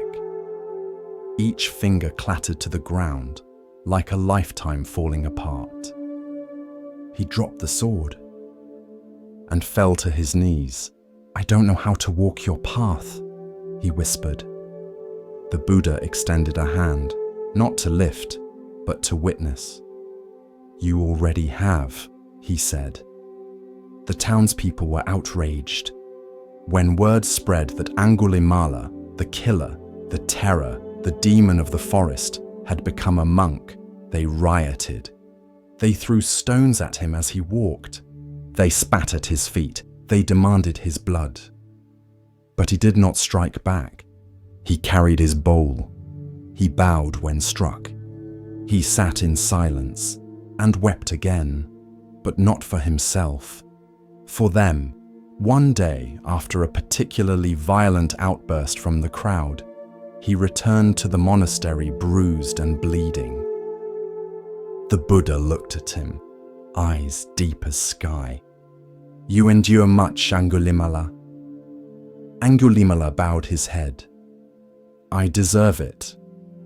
"The past is a shadow," the Buddha said. "It follows you until you stop turning to chase it." One morning, he heard a woman crying in labor outside the village. The pain was great, the danger greater, but the people refused to help. "She's cursed," they whispered. "Her child will be born into blood." Angulimala stepped forward. "I will go." The villagers gasped. "You, the murderer, you'll curse her." But he walked past their fear and knelt beside the woman. His voice was soft. "By the truth I now live, by the harm I have abandoned. May you and your child be safe." And she was. The birth was clean, the child strong. From that day, the whispers began to change. Years later, the man once known as Angulimala became a teacher of peace. He lived quietly, he sat often, he spoke gently. Children no longer feared him. Old men bowed to him, mothers called upon him for blessings. But he never forgot the garland, never forgot the sword. They were not trophies. They were reminders of how far a man can fall and how far a soul can rise. When his final day came, it was quiet. The monks gathered near. He sat upright, as always, in meditation. He did not cry, did not call out. He simply exhaled, one long, peaceful breath, and let go. And in that final stillness, the forest that once whispered his name in fear, now whispered something else, forgiveness. Continuing along the path of Zen insight, we pause now to hear a teaching about perception and hidden value. Listen carefully to the next story. Long ago, in the shadow of the Mahabharata range, there lived a young man named Julian. He was clever, quick-witted, strong of voice and proud of heart. But Julian carried something deeper, an anger that lived just beneath his skin, not always cruel, but sharp, like a wind that turned cold without warning. One day, after an argument with his father, Julian stormed out of their stone cottage and began climbing the mountain trail above their village. "I don't need anyone," he shouted at the trees. But the forest only rustled in reply. He climbed higher until the air turned thin and the path narrowed to rock and dust. At the highest ridge, he stopped and yelled into the vastness below. "I hate you!" The words bounced off stone, and to his surprise, the mountain answered, "I hate you! I hate you!" The echo rang out across the cliffs, his own voice thrown back at him. Julian blinked. He had never heard the mountain speak before. Curious, he cupped his hands again. "You're a fool!" The echo answered, "You're a fool, a fool." Now he laughed nervously. Then, hesitantly, he tried, "I love you." And again the valley responded, "I love you. Love you." His voice returned, but changed by the silence it passed through. Julian stood there for a long time, the cold wind tugging at his sleeves, the vastness of the world pressing in. And then he turned back down the path, but quieter than before. This is the story of karma, of how what we send out returns. Commentary. In Sanskrit, karma means action, but not just physical action. Also thought, speech, intention. Each one plants a seed. And those seeds, over time, bear fruit, not as punishment, not as reward, but as response. Like an echo. The mountain did not decide to insult Julian. It simply returned what was given. This is the truth of karma. The world is not judging you.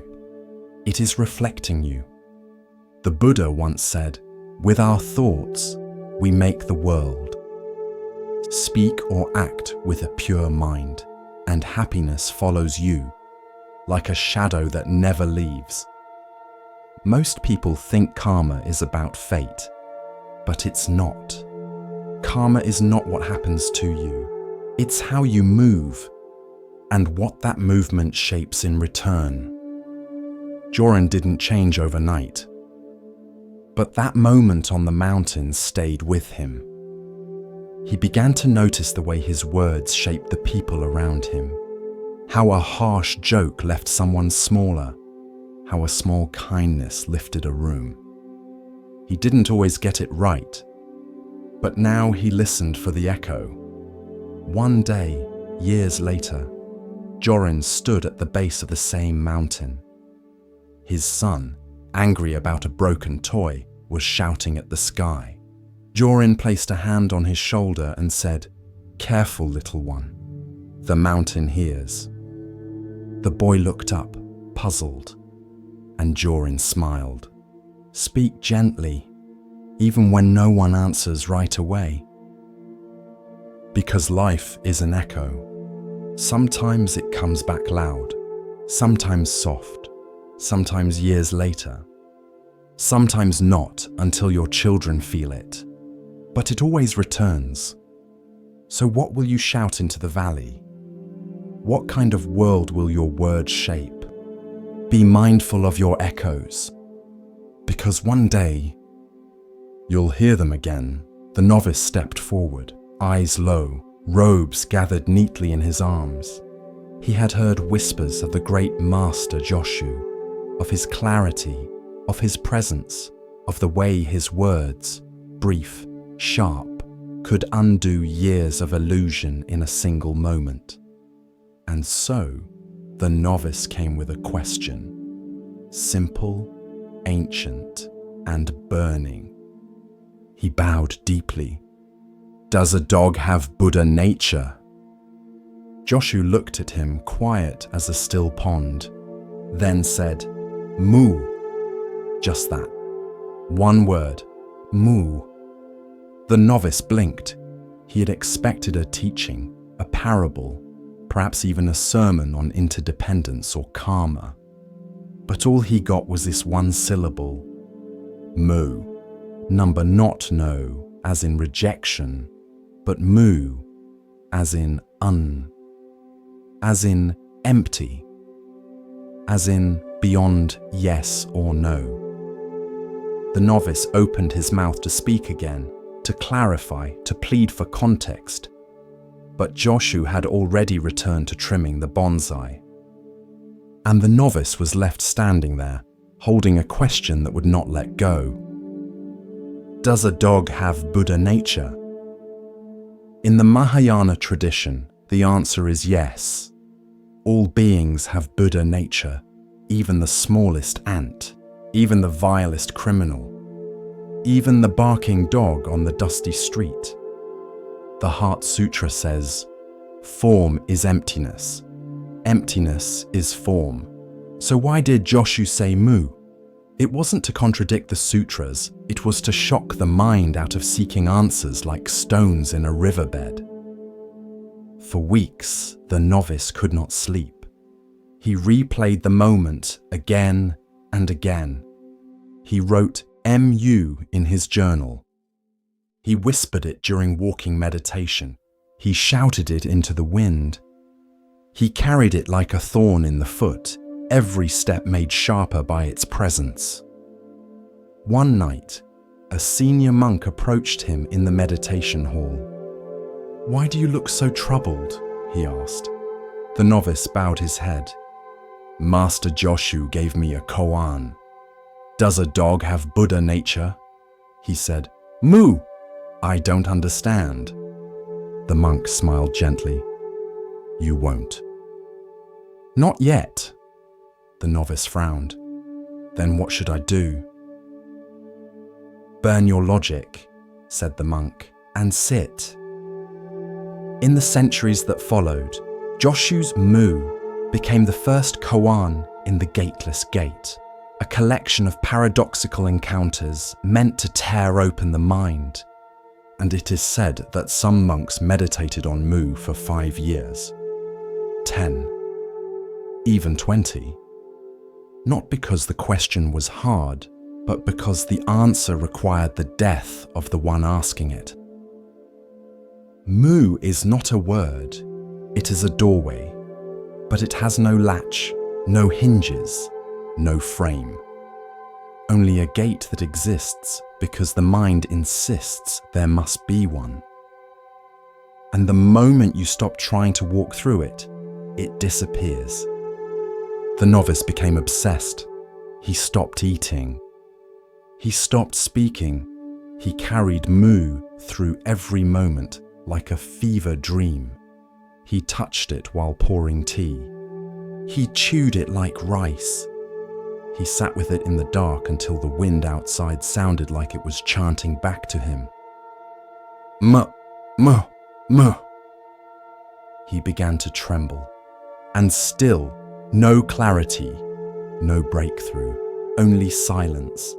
One dawn, after 300 days of silent retreat, he broke. He stood in the rain, lifted his head to the grey sky, and shouted, "What is Mu?" The sound echoed against the temple walls. A bird fluttered. A branch creaked, but nothing answered. He fell to his knees, not in defeat, in surrender, not to ignorance, but to not knowing. And in that moment, he let go, not just of the question, but of the one who needed the answer. And that's when it happened. Not a flash, not a thunderclap, just a quiet shift, a falling away, and everything returned. The wind, the breath, the feeling of water on his skin, the sound of a dog barking in the distance. Nothing extraordinary, and yet everything was different. He stood, he laughed, he bowed. Later, when the novice returned to Joshu, the master asked no questions. He looked once in the monk's eyes and simply said, "Good." Nothing more, because no explanation was needed. You cannot explain Mu, you can only become it. Commentary. In Western terms, we often ask, is it this or that? Zen asks, who is asking? Joshu's Mu is not a negation of the dog's Buddha nature. It is a negation of the very framework of the question. To ask, does a dog have Buddha nature, is to separate Buddha nature from dog, to assume that it's something a being might possess. But Buddha nature is not a possession, it is not a label. It is the breath before thought, the space before division. Mu is the erasure of the chalkboard before the question is even written. Zen does not want you to answer the question. It wants the question to consume you, until there's nothing left, until only presence remains, until even Mu is forgotten. And the wind in the pines is enough. The gateless gate is open to all. But to pass through, you must stop trying to pass. You must stop searching for the latch. There is no Mu outside yourself. It is not in the words of sutras, not in the mind's debate. It is here, now, when all seeking stops and the moment is allowed to be, just as it is, even a barking dog, even your own confusion, even the silence after reading this sentence. A monk walked along a dusty trail, his robe fluttering slightly with each step. The morning air was clear, the sun warm but soft. A few birds called lazily from the treetops, but the monk's brow was furrowed. He had been sent to deliver a letter to a nearby monastery, and he was late. He had misread the schedule, taken the wrong turn, and now walked quickly, heart agitated beneath his robe. Each step struck the earth too hard. Each breath was shallow. His mind raced ahead. Will they think me careless? How could I have made such a mistake? I should have left earlier. What kind of monk forgets the path? Then he heard a voice behind him. Excuse me, Sir Monk. He turned to see a young boy, no older than 10, running up the path barefoot. He held something cupped in his palms. The monk paused. Yes? The boy stopped, panting, and held out his hands. Inside them sat a small, round pebble, no bigger than a thumbprint. It's beautiful, isn't it? The boy said. The monk looked down. It was smooth, flecked with tiny bits of crystal, glinting gently in the light. I found it near the stream, the boy said. It looked lonely. I thought maybe someone should notice. The monk smiled politely. That's kind of you.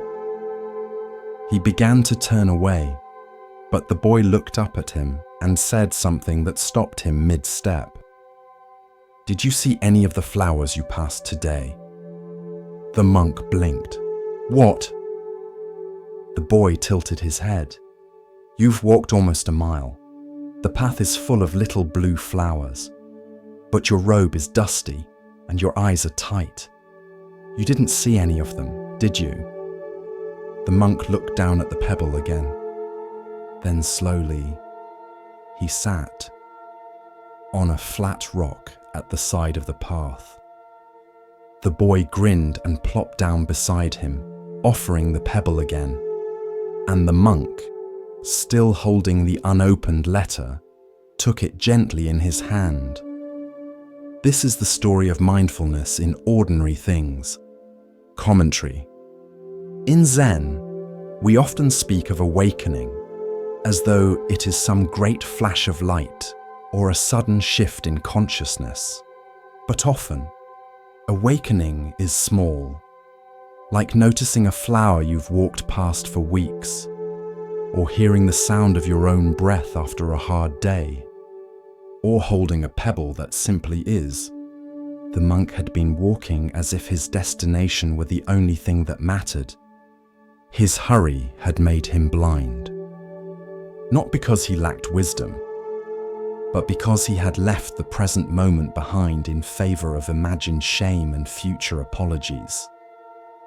The boy, with no training and no robe, was more awake than he, not because he had studied sutras, but because he saw what was in front of him, and he shared it. There's a Zen phrase: the miracle is not to walk on water, but to walk on the earth. The monk delivered the letter later that day, but he took a different path back, slower, softer.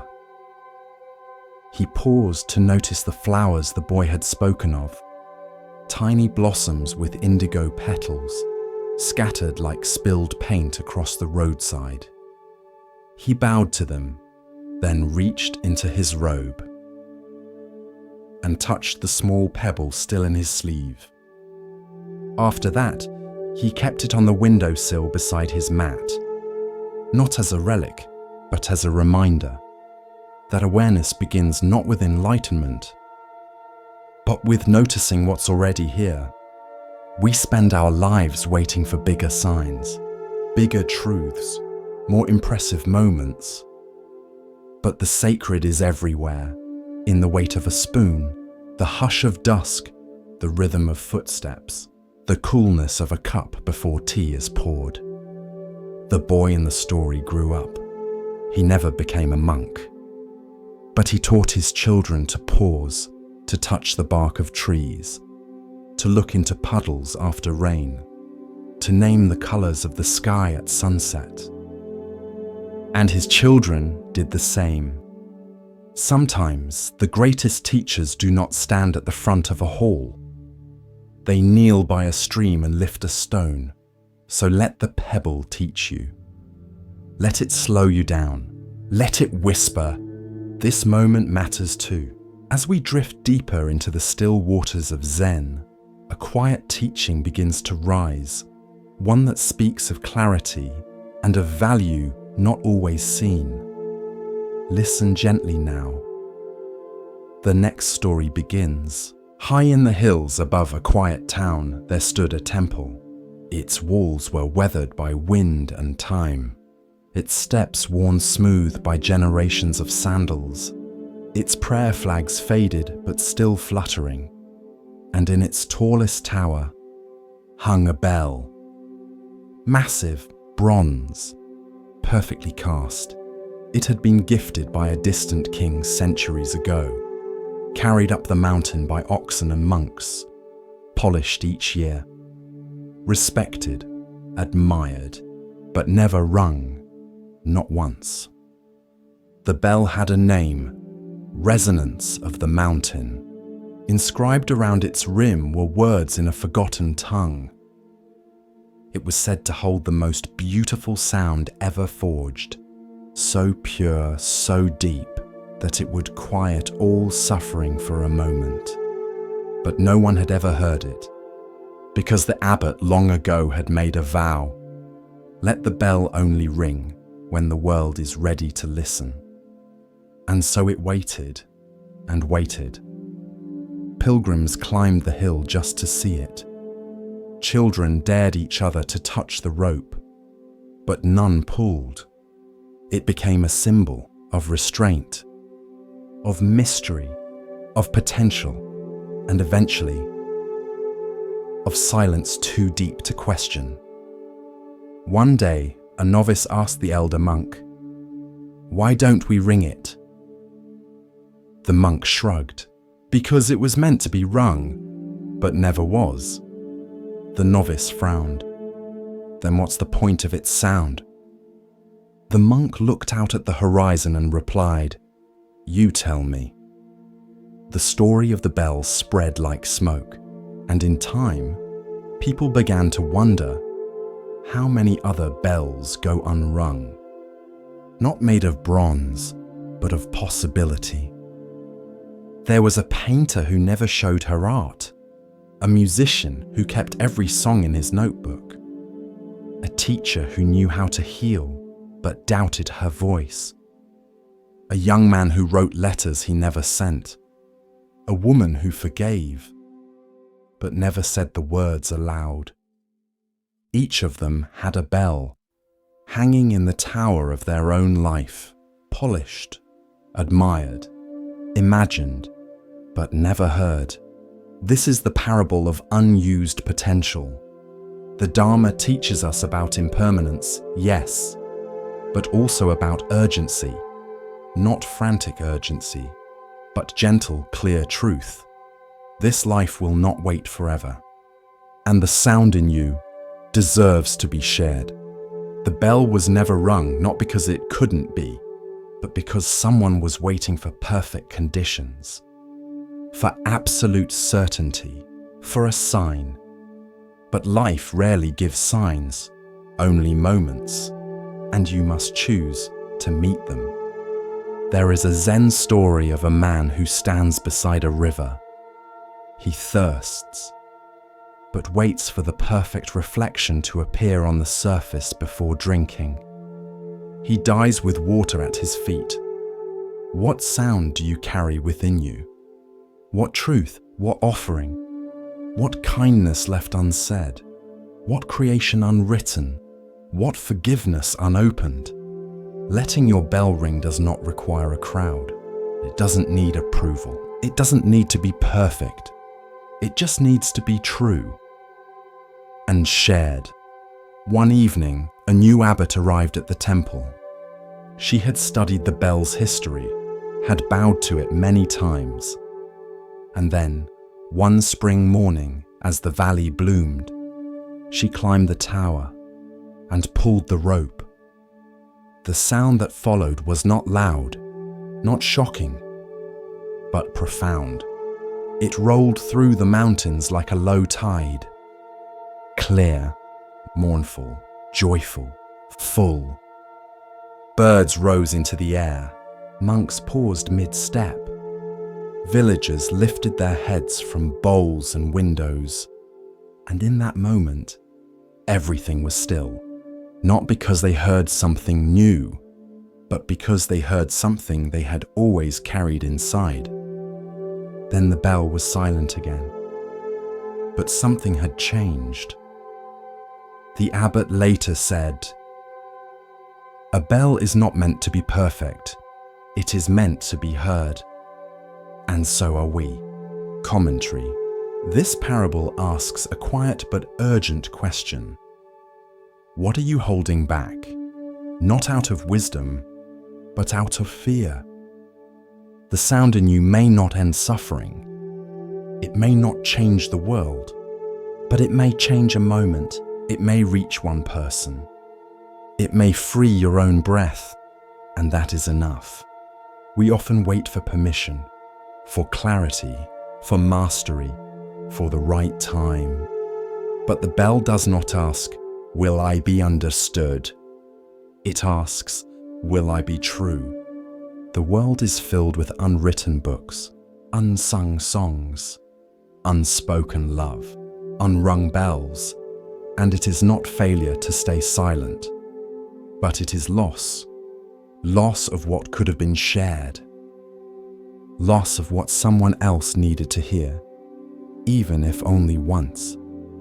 You don't have to shout. You don't have to perform. You just have to let your voice exist, to let the truth you carry move from silence into air. So ring your bell, tell your story, share your art, speak your heart, forgive, laugh, cry, begin again, even if your voice shakes, even if your hands tremble, even if no one claps. Let the sound live outside of you. Let it ripple. Let it go. Because a silent bell may be beautiful, but only a ringing bell is alive. The scholar arrived at the mountain temple with a scroll under one arm and confidence in his step. He had studied the texts. He had debated sutras with masters across the provinces. He had published writings on logic and perception, emptiness and form. And now, at last, he wished to learn Zen. He was met by the abbot, an old man with tired eyes and steady hands. They sat on floor cushions beneath a wooden beam. The room smelled of old cedar and rain-damp stone.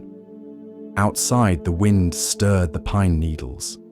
The abbot said nothing. The scholar bowed. "I have come to learn the true meaning of Zen." The abbot smiled and reached for the teapot.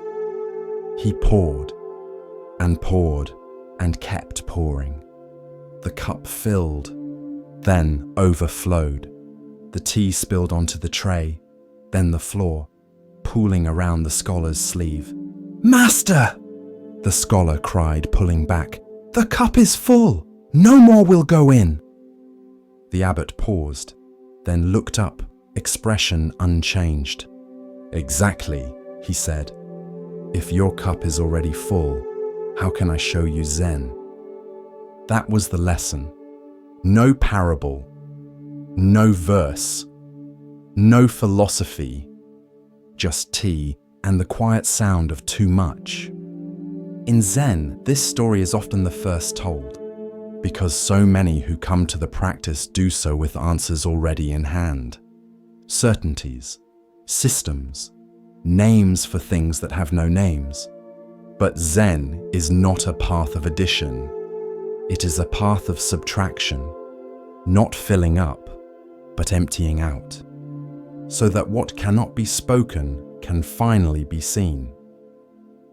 Later that evening, the scholar sat alone in the courtyard. The wind had shifted.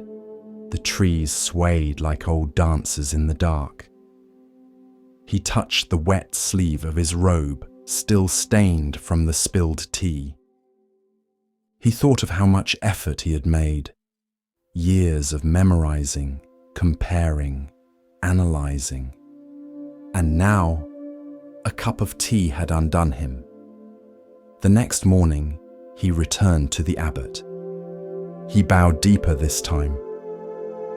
"I will begin again," he said, "but this time I will begin with an empty cup." The abbot simply nodded and poured. In the West, we're taught to value accumulation, of knowledge, of opinions, of success. We believe wisdom is something gained, a kind of mental wealth, stacked neatly in rows. But in Zen, true seeing begins only when the shelves collapse, when we stop trying to name the wind and instead feel it on our skin. The story of the teacup is not just about humility, it's about presence, because most of us don't realize how full we are, not with wisdom, but with noise. Thoughts, fears, comparisons, labels for ourselves, judgments of others. Memories clinging like moss to the walls of the mind, and into that already crowded room, we try to invite truth. But truth is shy. It doesn't enter noise. It waits for silence. Once, a monk asked his teacher, "What is the essence of Zen?" The teacher picked up a broom and began sweeping, not as metaphor, but as truth. The monk blinked. "I meant the true essence." The teacher stopped, held up the broom, and said, "When your cup is empty enough to see this, then you'll know." The scholar stayed at the temple. He chopped wood, carried water, swept the garden path. He stopped trying to explain Zen and began living it. When thoughts rose, he bowed to them like old friends. When the wind blew, he listened. He stopped speaking about emptiness in essays and began to taste it in his bones. One afternoon, while washing bowls, another visitor arrived, a young academic from the capital, eager, brilliant, hungry for answers. He asked the abbot, "Master, what is Zen?" The abbot reached for the teapot. The scholar, now older and humbler, smiled gently and whispered under his breath, "Careful, your cup is already full." Commentary. We often think that wisdom means knowing more. But in Zen, wisdom is the art of unknowing, not ignorance, but freedom from the clutter of should and must, from the heavy robes of "I already know." To be empty is not to be void, it is to be receptive, to hold space for what arises, without grabbing it, without turning it into a theory. A teacup holds tea because it is empty. A mind holds peace because it is still. You cannot pour into what is already overflowing. You cannot meet truth if you are busy rehearsing your opinions. Zen is not an addition to your bookshelf. It is the moment you set the bookshelf on fire and warm your hands by the flames. There is a cup in all of us. Sometimes it's filled with pride, sometimes with fear, sometimes with knowledge we mistake for awakening. But when you're ready, when you truly long for clarity, you will tip that cup, let it spill, and then, and only then, will the tea of the present moment finally be poured. There was a spider who spun her web in the rafters of the meditation hall. No one noticed her at first. She was small, thin-legged, her thread finer than the morning mist. But slowly as the days passed, her web grew, spanning beam to beam. A fragile bridge suspended in stillness. A young monk sweeping the floors one morning looked up. He paused. Something about the web held him. It glimmered faintly in the dawn light, each thread stretching toward another as if in quiet conversation. He brought his discovery to the abbot. "Should I remove it?" he asked. "It doesn't belong in the hall." The abbot looked up, tilted his head, smiled. "She belongs exactly where she is," he said, "and perhaps she's teaching more than we are."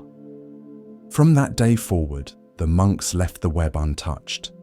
They meditated beneath it, bowed in its presence, watched as dew sometimes gathered along its strands, like pearls of stillness. One day, the young monk saw a tiny gnat caught in the web. He felt a pang of sorrow, moved closer, but before he could act, the spider emerged, wrapped the insect, and retreated. He asked the abbot again, "How can something so beautiful cause harm?" The abbot nodded slowly. "A web is not cruel," he said.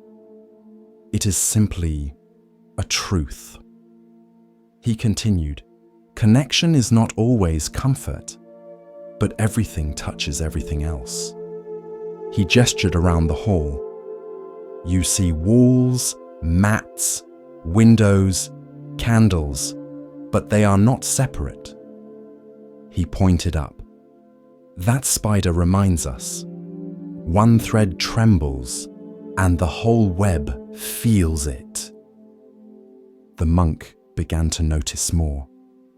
How a sharp word at breakfast changed the tone of the morning. How a kind gesture rippled through the day. How his own thoughts, when tangled, echoed outward into others. One evening during Zazen, a gust of wind slipped through the shutters. The spider's web quivered, and every monk in the room turned slightly. Not toward the wind, but toward the movement of the web, as if they all felt it at once. There is a teaching in the Avatamsaka Sutra. In the realm of Indra's net, each jewel reflects all others. To touch one is to touch the whole. The spider did not preach. She simply spun, her work invisible until noticed, and then unforgettable. Months later, the web collapsed in a storm. Gone, no trace. But the young monk no longer looked for it above. He had begun to see the web everywhere. In the way the cook's ladle touched the soup pot. In the way the bell echoed down the hallway. In the way a smile from a stranger reached deep into his chest. Everything. Connected. Everything. Touching. Nothing. Alone.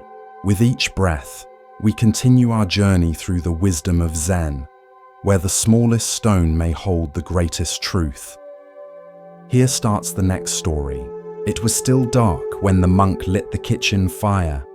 Outside, the mountain air clung to the stones like breath not yet exhaled. Frost kissed the corners of the monastery walls, and the wind had not yet stirred the bell. But inside, the kitchen was alive. The tenzo, the head cook, moved with quiet care. He chopped vegetables with reverence, washed rice as though touching the Dharma, boiled water like preparing an offering to the unseen. Not because guests were coming, not because someone was watching, but because every movement was practice.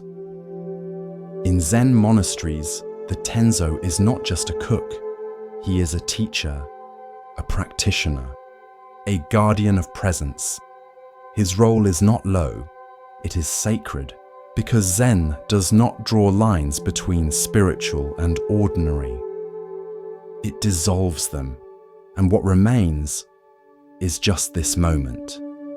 And this moment includes rice.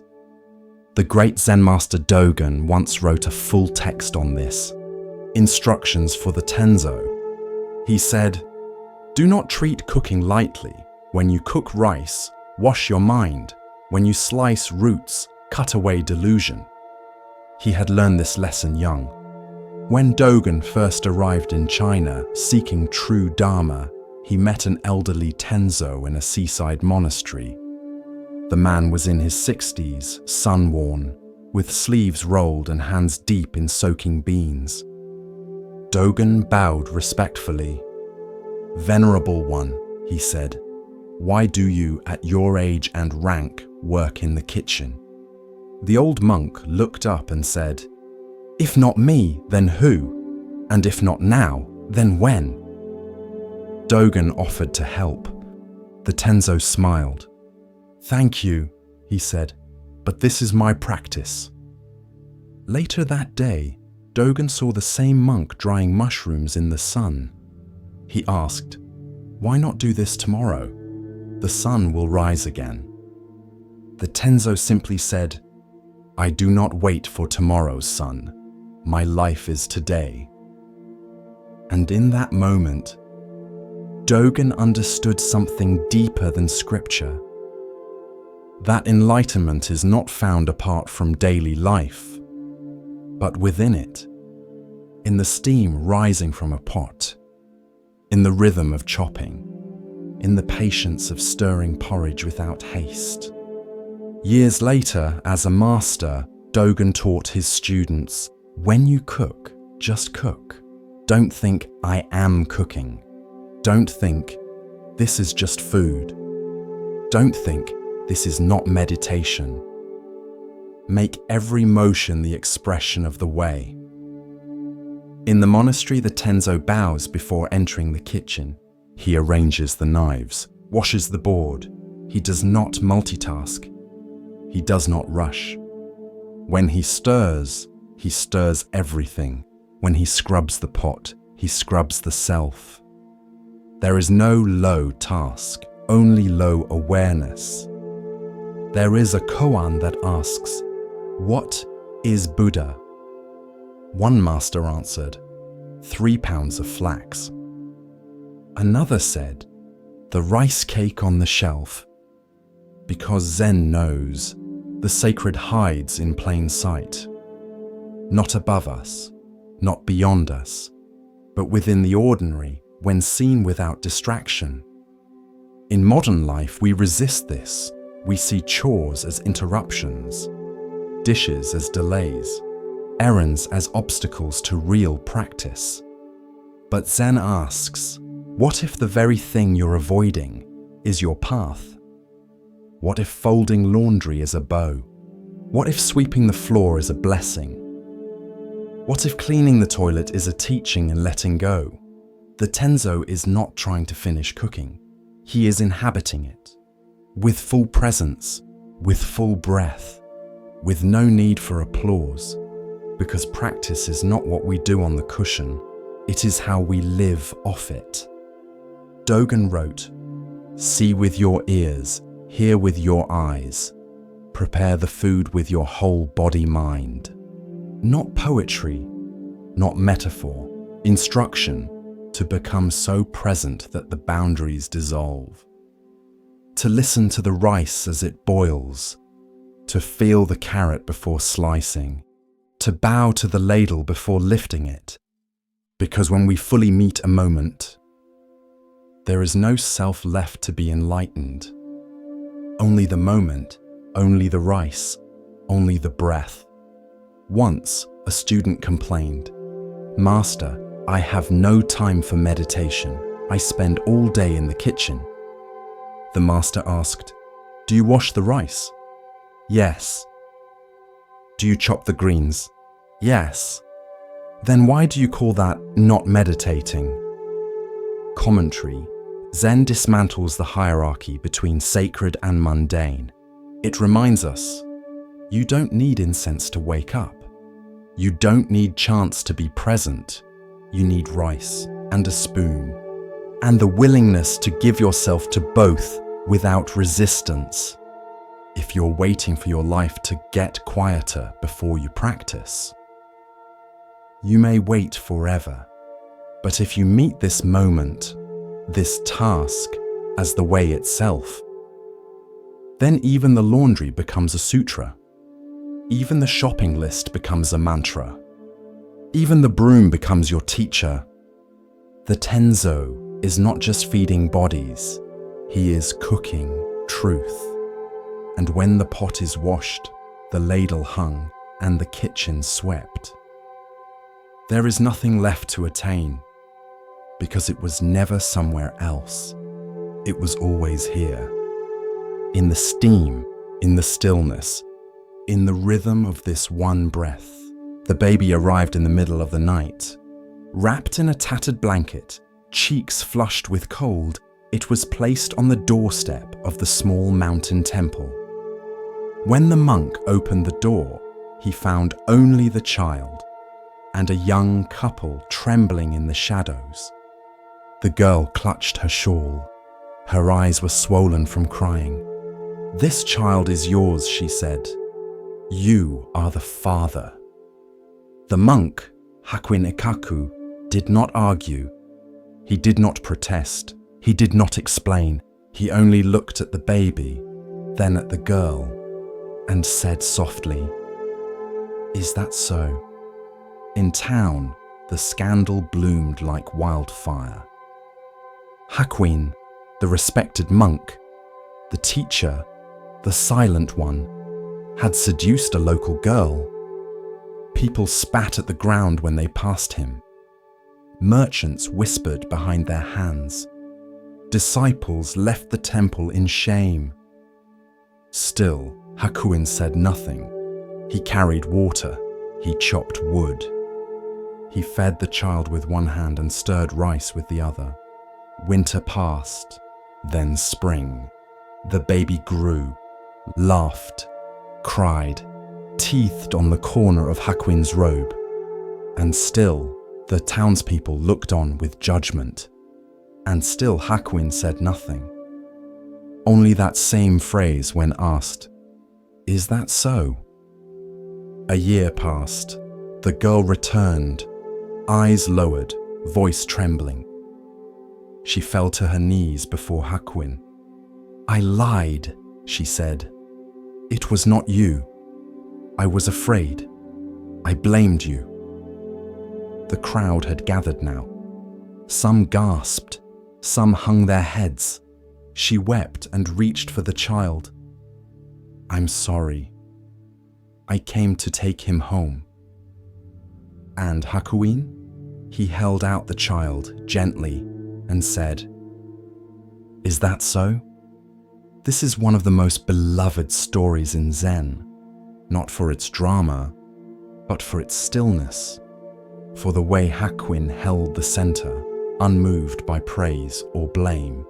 He did not fight the accusation.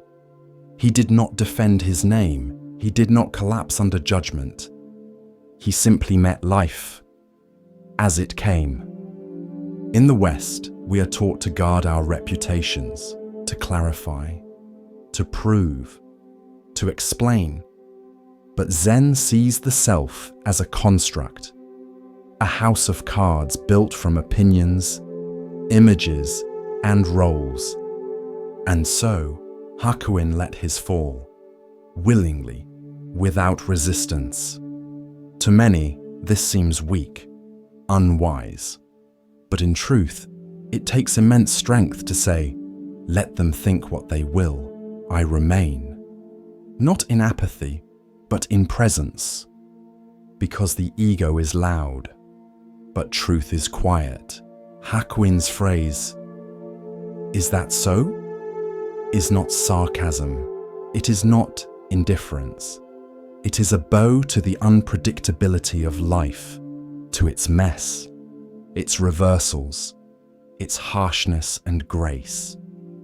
It is the refusal to cling to any label, hero or villain, saint or sinner, right or wrong. There's a famous Zen saying, "Praise and blame are like the wind. To follow them is to be tossed about like a leaf. To stand firm is to become a tree."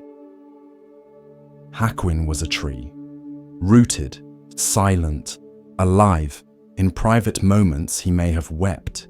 He may have watched the baby sleep and wondered why the world twists so easily. But his practice was clear.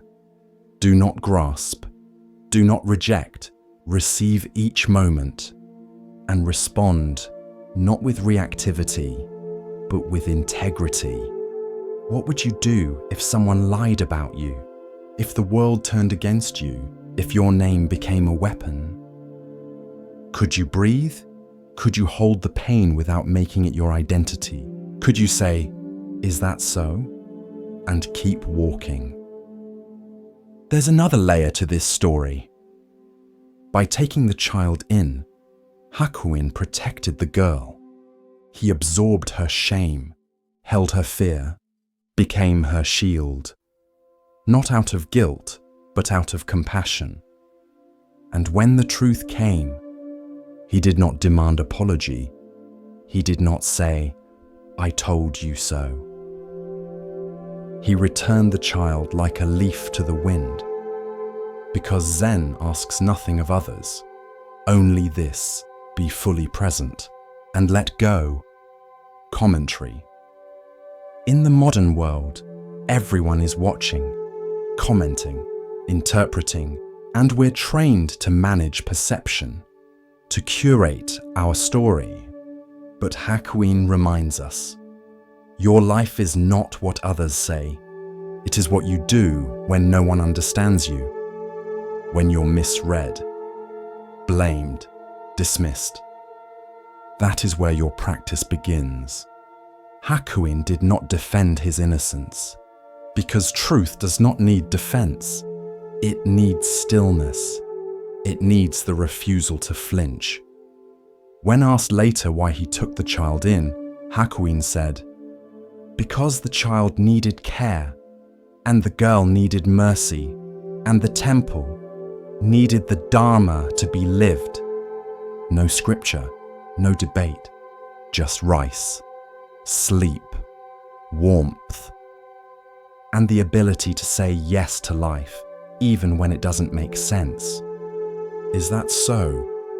Is not an answer. It's an opening, a breath before reacting. A choice to not fight the river, but to float, eyes open, and maybe even smile. In the garden behind the old temple, there stood a stone Buddha. He had no golden crown, no ornate altar, no flowers at his feet, just stone dash. Weathered by rain, wind, and decades of silence. Moss gathered at the base.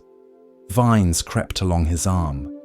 Birds landed on his head without reverence. And still, he sat, eyes closed, hands folded, unmoved. Generations of monks came and went. Some swept the garden path. Others meditated nearby. But few paid the Buddha much mind. Time had dulled his features. No one prayed to him. Tourists ignored him for the bright lacquered statues inside the main hall. He was just there, part of the background. Then one day a child arrived. She was the daughter of a villager who came to deliver vegetables. While her father spoke to the cook, the girl wandered through the herb garden, past the bell tower, until she saw the statue. Something about it made her stop. Maybe it was the silence, maybe it was the stillness, or maybe it was the dust. She reached out and touched the cheek of the statue. It felt cold, rough, real. "Who is this?" she asked when her father returned. The cook chuckled. "Just an old Buddha. No one important." But the abbot, who had been nearby, turned and smiled. "No one important?" he said softly. "Then perhaps he is teaching more than we realize." The next day, the girl returned with a cloth. She wiped the statue's face gently. The dust didn't all come off. Some of it was too stubborn, too deep. Still, she came again the next day. and the next. She brought water, polished one ear, cleaned the fold of the robe, not to make it shine, but to see what was underneath. Each day, the Buddha seemed to return a little more, not just to sight, but to presence. Soon, other villagers took notice. A few offered flowers. One man brought a small bowl of rice. The monks watched, a bit puzzled. "This statue has always been here," said one. "Why now?" The abbot simply nodded toward the girl. "Because someone remembered him." That evening, during the Dharma talk, the abbot told a story. "Long ago," he began, "there was a temple in Thailand that housed a clay Buddha. Plain, ordinary, but during renovations a crack formed, and when monks investigated, they found gold beneath the clay." He paused. For years no one knew. Dust had hidden what was always shining. The monks were quiet. They knew he wasn't just talking about statues. "We forget," the abbot continued, "that beneath the dust of routine, of failure, of labels and years, there is gold." The girl didn't understand the full teaching, but she understood enough that something once ignored could be sacred, that what others pass by might be worth sitting with. Months passed. The Buddha still wore dust, but now it was brushed gently, not erased, just respected. His cracks weren't patched, his moss not scraped away, because the lesson was not perfection. It was presence. Years later, the girl grew older, left for school, moved to the city. But every time she returned home, she visited the statue, bowed, closed her eyes, and sat. One spring, she returned to find a small plaque had been placed beside the Buddha. It read, "Covered in dust, still whole." And beneath it, a haiku, "Stone does not forget, even as moss takes its hold." The silence remains.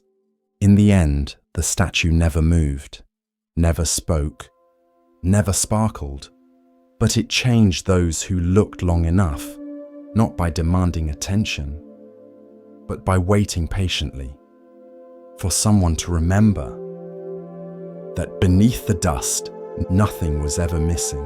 The path of Zen unfolds like morning mist, soft and patient.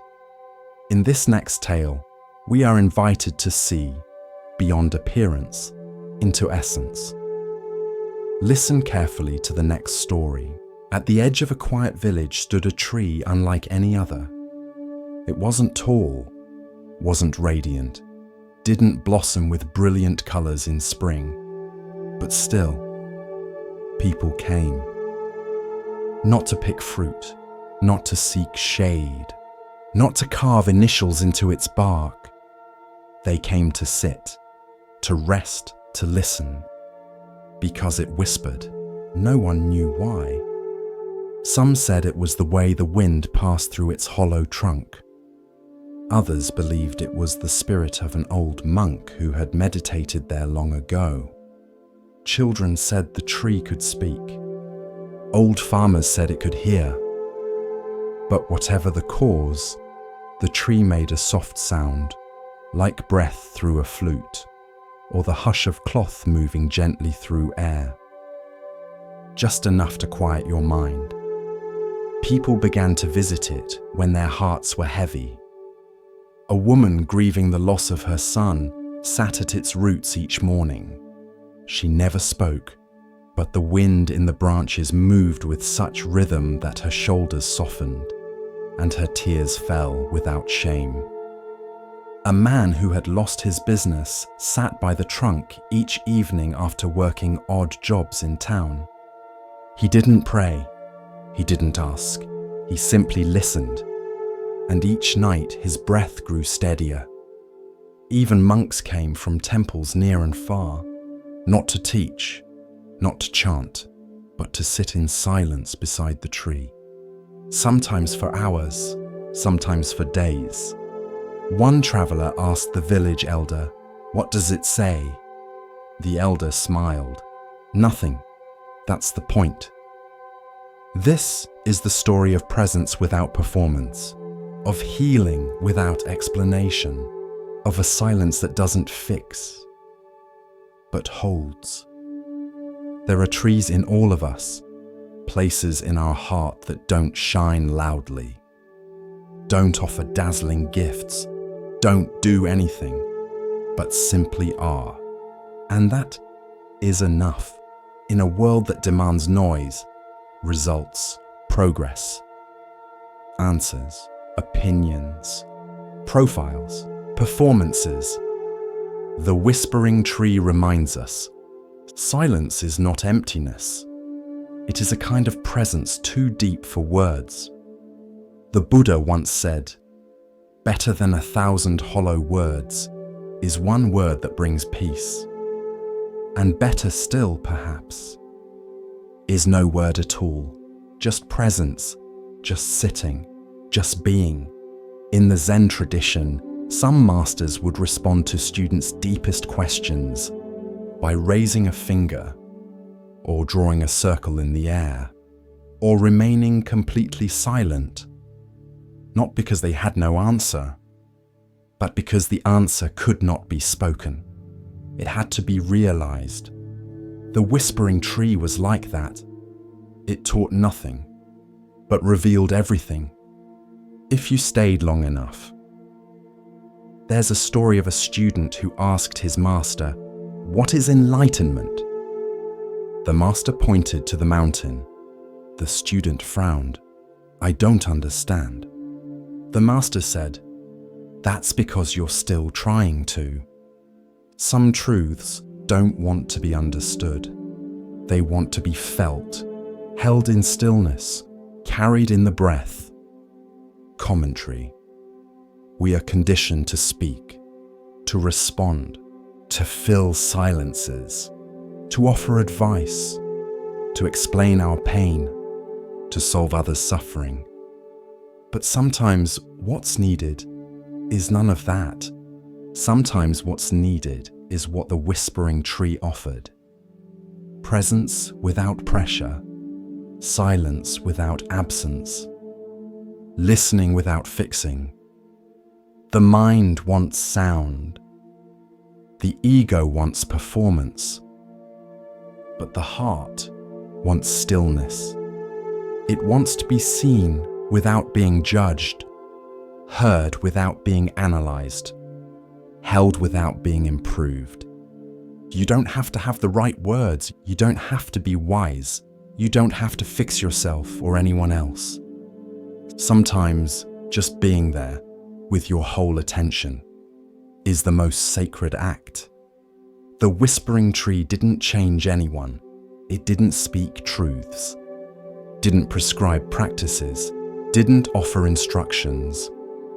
But people left it feeling lighter, not because they got something, but because they let something go. Let go of the need to perform, to be impressive, to be certain, to be healed already. Let yourself be the tree. Let yourself be the wind. Let yourself be the stillness between the branches. Silence is not the absence of something. It is the presence of everything. So, when you don't know what to say, don't. When someone is hurting and you want to help, sit with them. When your own heart feels messy, wordless, unsure, be still. Let the whispering begin inside, and trust that silence is a teacher too. A small boat drifted across the open sea. The waves rocked it gently. Clouds moved slowly above. Seabirds called from afar, but there was no land in sight. In the boat sat a lone traveller, bowl in lap, robes soft with salt air. He watched the sky reflect on the water and whispered the phrase he'd heard 100 times but never understood. Form is emptiness. Emptiness is form. These words come from the Heart Sutra, one of the most revered texts in Mahayana Buddhism. They are short, sharp, mysterious.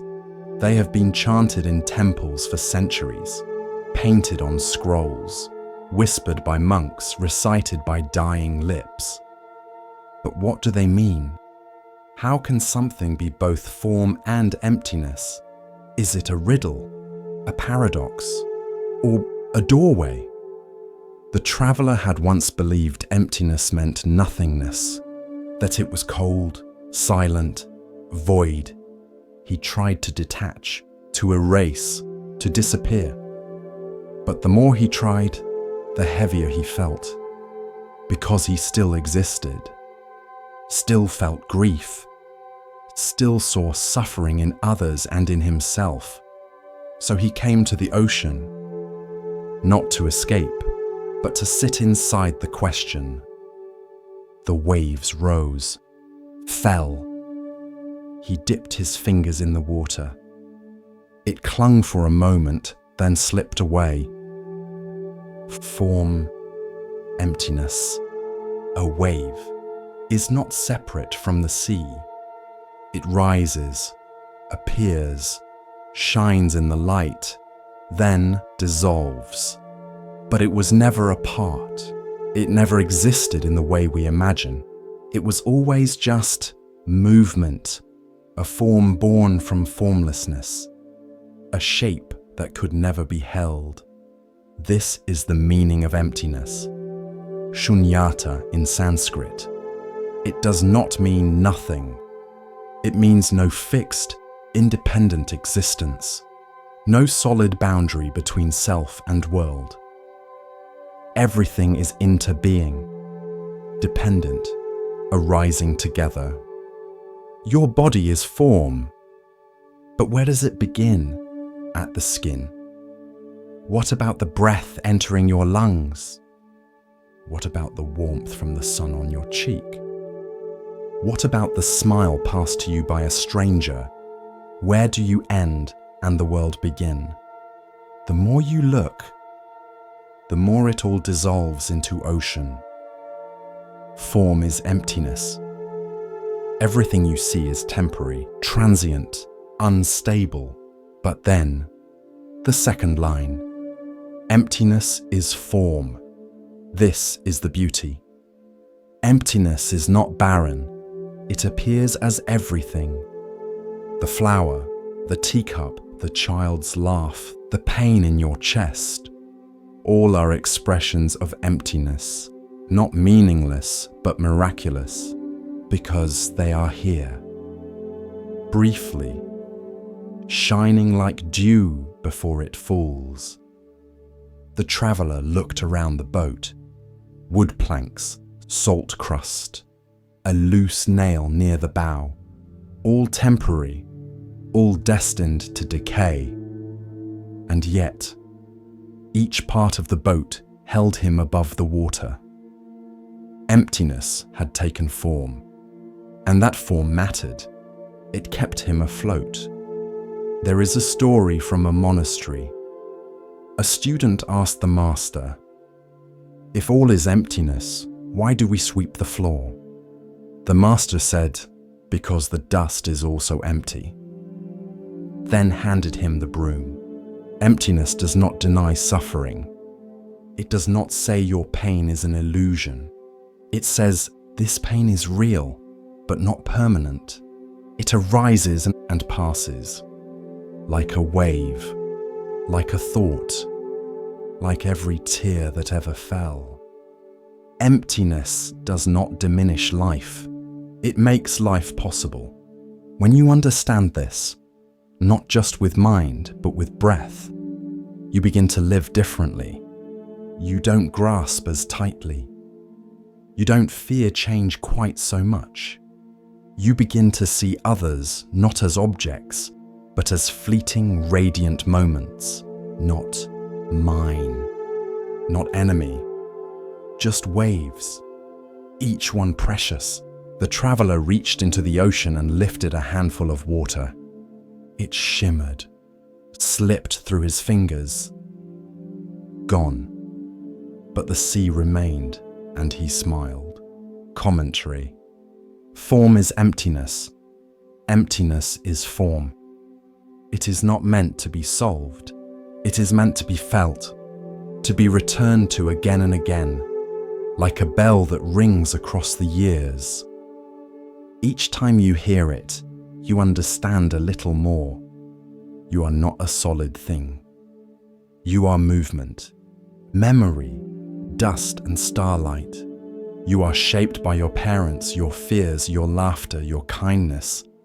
You are not fixed, but you are real, not because you are permanent, but because you are here. Now, the boat on the ocean is your life. It will not last, but while it floats, it can carry you. It can carry others. It can move with the waves, not fight them. And when it sinks, because all boats do, the sea will still be there, and you will return to it, not lost, but home. There was once a kingdom where wisdom was prized like gold. Rulers held council with monks. Children learn not only how to count, but how to think. And among its most respected voices was a wandering teacher known simply as the Buddha.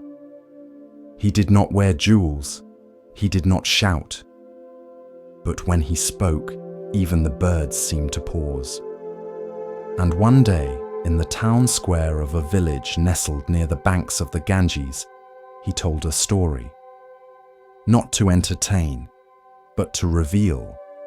The dispute began with laughter, then sharp words. A group of scholars, each confident in his own tradition, had come to debate. Some were Brahmins, others were ascetics. A few belonged to newer sects, filled with fiery conviction and scrolls still smelling of fresh ink. They spoke of truth, of soul, of self, of afterlife, of permanence, of nothingness. Each man insisted his view was the whole, complete, correct.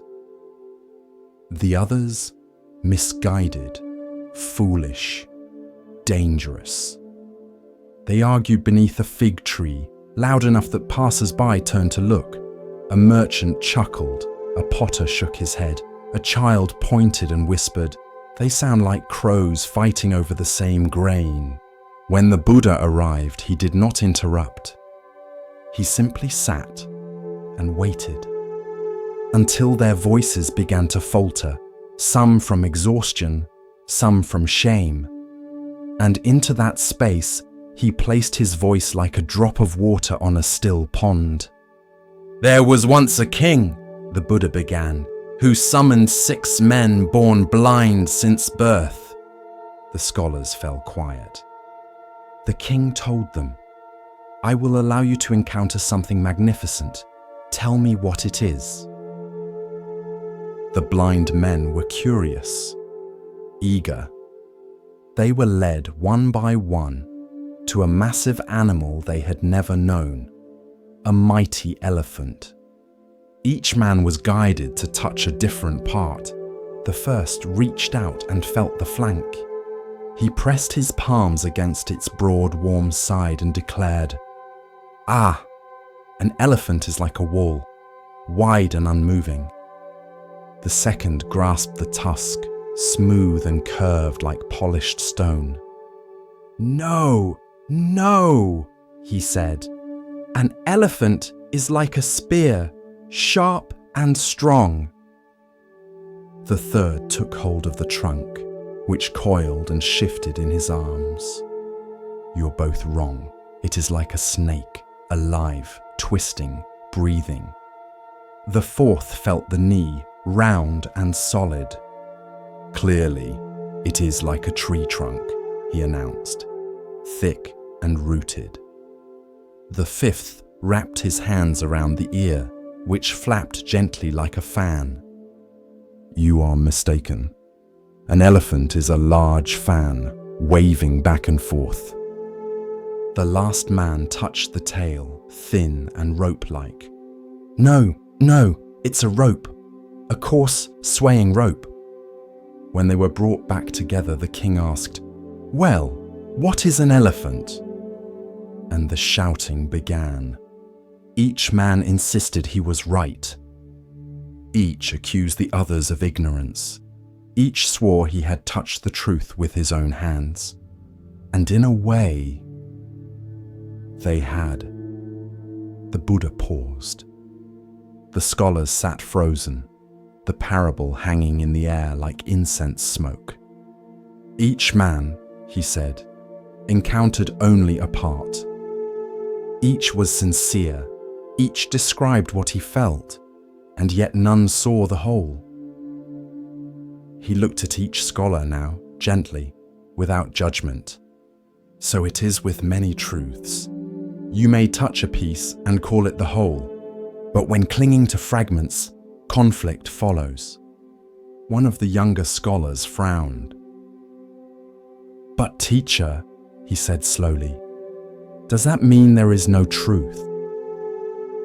The Buddha smiled, not to mock, but to soften. Number, it means that truth is vast, and the mind must be vast to hold it. One who sees the trunk and believes it is a snake is not lying, but he is also not seeing clearly. Another monk, one who had remained quiet through the debate, bowed. And what, Blessed One, is the way to see the whole? The Buddha turned his palm upward, a gesture of openness. Humility, listening, letting go of the need to be right. When you stop clinging to your peace, you make space for someone else's. And in that space, something greater may arise. The fig tree rustled gently above them. A breeze passed through the square. The tension had broken. One of the elders leaned forward. His voice was softer now. I have spent my life defending what I thought was the whole elephant, but now I wonder if I have only touched the tail. The Buddha nodded. Then you are further along the path than many who still cling to the tusk. That night, as lamps flickered in the homes of the village, the story traveled from mouth to mouth. Children reenacted the blind men, bumping into trees and miming trunks and tails. Elders sat in circles, wondering what part they had touched in their own lives, what truths they had guarded too tightly. And in one small home, a young girl asked her grandmother, "What does the whole elephant look like?" The old woman smiled. "We may never know for sure," she said. "But if we all share what we felt, maybe we can come closer." And so, the parable of the blind men and the elephant was passed on, not as a warning against belief, but as an invitation to perspective, to listen, to learn, to let go of the walls we build around our understanding. Centuries later, the story would still be told, in temples, in schools, in circles of debate and doubt. And always, it would whisper the same truth. No one sees everything, but together we can see more. In the hush of understanding, Zen offers us another glimpse of what it means to recognize worth not by weight or shine, but by presence. Here starts the next story. The temple's library held thousands of texts, worn scrolls, faded sutras, ink-smudged commentaries written by hands long returned to dust. Monks came to read by daylight when the sun filtered through paper screens, and the scent of old parchment warmed the air. But one monk always came at night. Her name was May. She was quiet, thoughtful, the kind who listened longer than she spoke. Each evening, after her chores were done, she would carry a single candle into the library and read until wax melted low. One night during the rainy season, the wind howled across the hillside. Storm clouds swallowed the moon. Still, May entered the library, lit her candle, sat cross-legged before a scroll on emptiness. The flame flickered with every gust, but she kept reading. Outside, an owl perched in the eaves, white-feathered, wide-eyed. Still, it watched her, unblinking. As the wind swirled harder, the flame bent. Then, it went out. Darkness, total. May did not panic. She closed her eyes and waited. After a moment, she noticed a soft rustling overhead, feathers, then stillness again. She opened her eyes, and though she could see nothing, she sensed the owl was still there. Watching, she whispered aloud, "How do you see in this?" As if in answer, a line from the sutra she had just read returned to her. "The eye that sees true is not of flesh or flame, but of calm presence in the dark." She smiled softly. Perhaps the lesson wasn't in the candlelight, but in its absence. The next day, she spoke with the abbot. "Master," she asked, "why do we fear the dark so much?" He thought for a while. "Because we trust only what the eye can see. But true wisdom," he said, "often waits in the dark." He continued, "The owl does not light a lantern. It simply sees." From that night on, May still brought her candle, but she also learned to sit after it burned out, not to read, but to observe her breath, her thoughts, her discomfort. And slowly the dark became a teacher. Other monks noticed. May was calmer, slower to speak, gentler when correcting mistakes, as if she no longer needed light to know what mattered. One night, a novice joined her. He fidgeted, grumbled at the dark. "I can't see anything," he said. May smiled. "That's the beginning," she said, "not the problem." There's a Zen saying, "Don't curse the dark, don't worship the light, become the eye that sees in both." The owl never flew down, never made a sound, but its lesson stayed with May until the end of her days. Sometimes, the truest clarity isn't found by shining more light, but by learning to sit still when the candle goes out. In a small mountain village, there lived an old flute maker named Rin. He worked alone in a simple hut of wood and clay, high on the ridge where the wind whispered through pine trees and children ran barefoot through the fields below. People came from far away to buy his flutes. Not because they were beautiful, though they were. Not because they were perfect, though they were close. But because something in them felt alive. One day, a young monk came to visit. He had heard stories of Rin's flutes, how some made people weep, others laugh, and one even caused a dog to howl in tune. The monk bowed and asked, "Master Rin, what makes your flutes so special?" Rin smiled without answering. Instead, he handed the monk a piece of smooth bamboo, carved, polished, hollow. "Blow," he said. The monk lifted the flute and tried.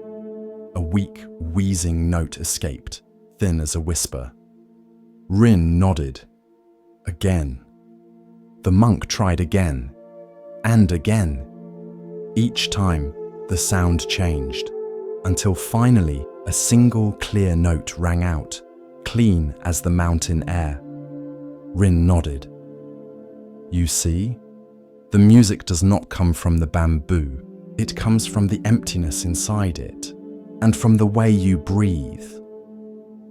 This is the story of form and emptiness, and how what is useful is not the thing itself, but the space it holds. Commentary. The flute is made of matter, but what gives it purpose? Not the wood, not the shape, not the polish. It is the emptiness within, shaped just right, so that when breath enters, it becomes sound. So too with us. The Buddha said, form is emptiness. Emptiness is form. To the ordinary ear, that sounds like a riddle. To the listening heart, it is truth. Your body is form. Your thoughts are form. Your emotions, your stories, your name, they all arise from conditions, but none of them are you. They are the flute. What makes them meaningful is the awareness that moves through them, like breath through bamboo. Emptiness is not nothing. It is potential. It is the space in a cup that holds the tea, the silence between notes that makes a melody, the pause before words that gives them power. Rin once said to the monk, most people think meaning comes from fullness, but it comes from what is left open. The monk stayed for many weeks. Each morning he swept the hut, carried water, sat in stillness while Rin carved. One afternoon he asked, "Can I make one?" Rin handed him a piece of bamboo and nodded. The monk worked slowly, cutting, hollowing, shaping. It took days. When he finished, he brought it to Rin. The old man held it up to the light, blew a note. It was off, slightly strained, slightly flat. Rin smiled. "Too tight," he said. "You feared the emptiness, so you made it small." The monk stared at his work, then quietly broke it open. Started again. In meditation, we often try to fill the mind with effort, with silence, with ideas of what awakening should be. But the deeper path is not filling, it is hollowing, letting go, trusting that when the space is clear, truth will flow through, like breath through a flute. Rin never became famous. He never left the mountain. But the sound of his flutes traveled far, across rivers, over cities, into temples, because what he crafted was not just bamboo. He crafted emptiness given shape. When Rin passed away, the villagers held no grand ceremony. They placed his tools in a wooden box, left a single flute on his pillow, and when the wind blew through the hut, it made the faintest sound, a high, pure note, like something remembering its shape. So next time you feel broken, too empty to be useful, too hollow to matter, remember, the hollow reed sings, the empty cup holds, the quiet breath becomes a song. It is said that if you gaze long enough at the full moon, you may see not a face, but a shape, a small, still shape, hunched and silent, a hair, curled in the center of silver light. In forests and villages, monks and children alike have told the story of how that hair came to be there, not for magic, but for meaning. Because once, long ago, when the Buddha lived a life not as a king, not as a sage, but as a simple forest hare, he offered something no other could. The forest in those days was peaceful. The trees were tall and generous, the rivers clear, the days warm, and the nights cool like silk. And in a soft clearing where sunlight filtered through leaves like golden rain, there lived 4 friends: a monkey, an otter, a jackal, and a hare. Each day they met beneath the same fig tree. They shared stories, laughed together, and vowed to live simply, offering kindness to all creatures. The hare, though smallest, was the quiet heart of the group. He spoke little but listened well. He never hoarded, never pushed. And his silence made room for the truth in others to unfold. One day, the hare turned to his friends as they sat in the cool shade. "Tomorrow is the holy day," he said softly. "The day of giving. If someone comes to us in need, we must give all we can." The others nodded eagerly. "I will gather fish from the river," said the otter. "I will collect ripe mangoes and figs," said the monkey. "I will steal curdled milk from the village shrine," said the jackal, grinning. The hare said nothing. "What about you?" they asked. He looked down. "I have no fruit, no claws to fish, no cleverness to steal. All I eat is grass." He looked up at the sky. "So, if someone comes in need, I will give them myself." The others fell silent. The wind stirred the fig leaves above them, and somewhere far off, as though moved by the weight of the hare's words, the world shifted. That night, as stars bloomed across the sky, the great deity Chakra, ruler of the heavens, heard of the hare's vow. He was curious. Among all the creatures, who would truly give without pride? Who would offer not for reward, but for love? So Chakra descended to earth, not in thunder or gold, but disguised as an old, starving hermit, his robe tattered, his hands trembling with hunger. At dawn, he approached the clearing. The 4 friends welcomed him with reverence. "I am hungry," he said. "I have not eaten in days." The otter offered his fresh fish. The monkey gave sweet mangoes. The jackal, grinning, placed stolen butter and curds at his feet. Then the hare stepped forward. "I have nothing," he said gently, "but I will not break my vow." He turned to his friends. "Build a fire." They looked at him in confusion. He nodded. "Yes, a fire." As the flames rose, the hare bowed before the hermit. "I offer you the only thing I have, my body." And with that, he leapt toward the fire. But the flames did not burn. They shimmered and vanished. And in their place stood Chakra, radiant in divine form, his eyes filled with both sorrow and awe. "O noble hare," he said, "you were willing to give your very life without hesitation, without desire for praise. In all the worlds, I have not seen a gift so pure." He reached down and gently lifted the hare. "I will not let you die. Instead, your story shall live beyond this forest, beyond this age."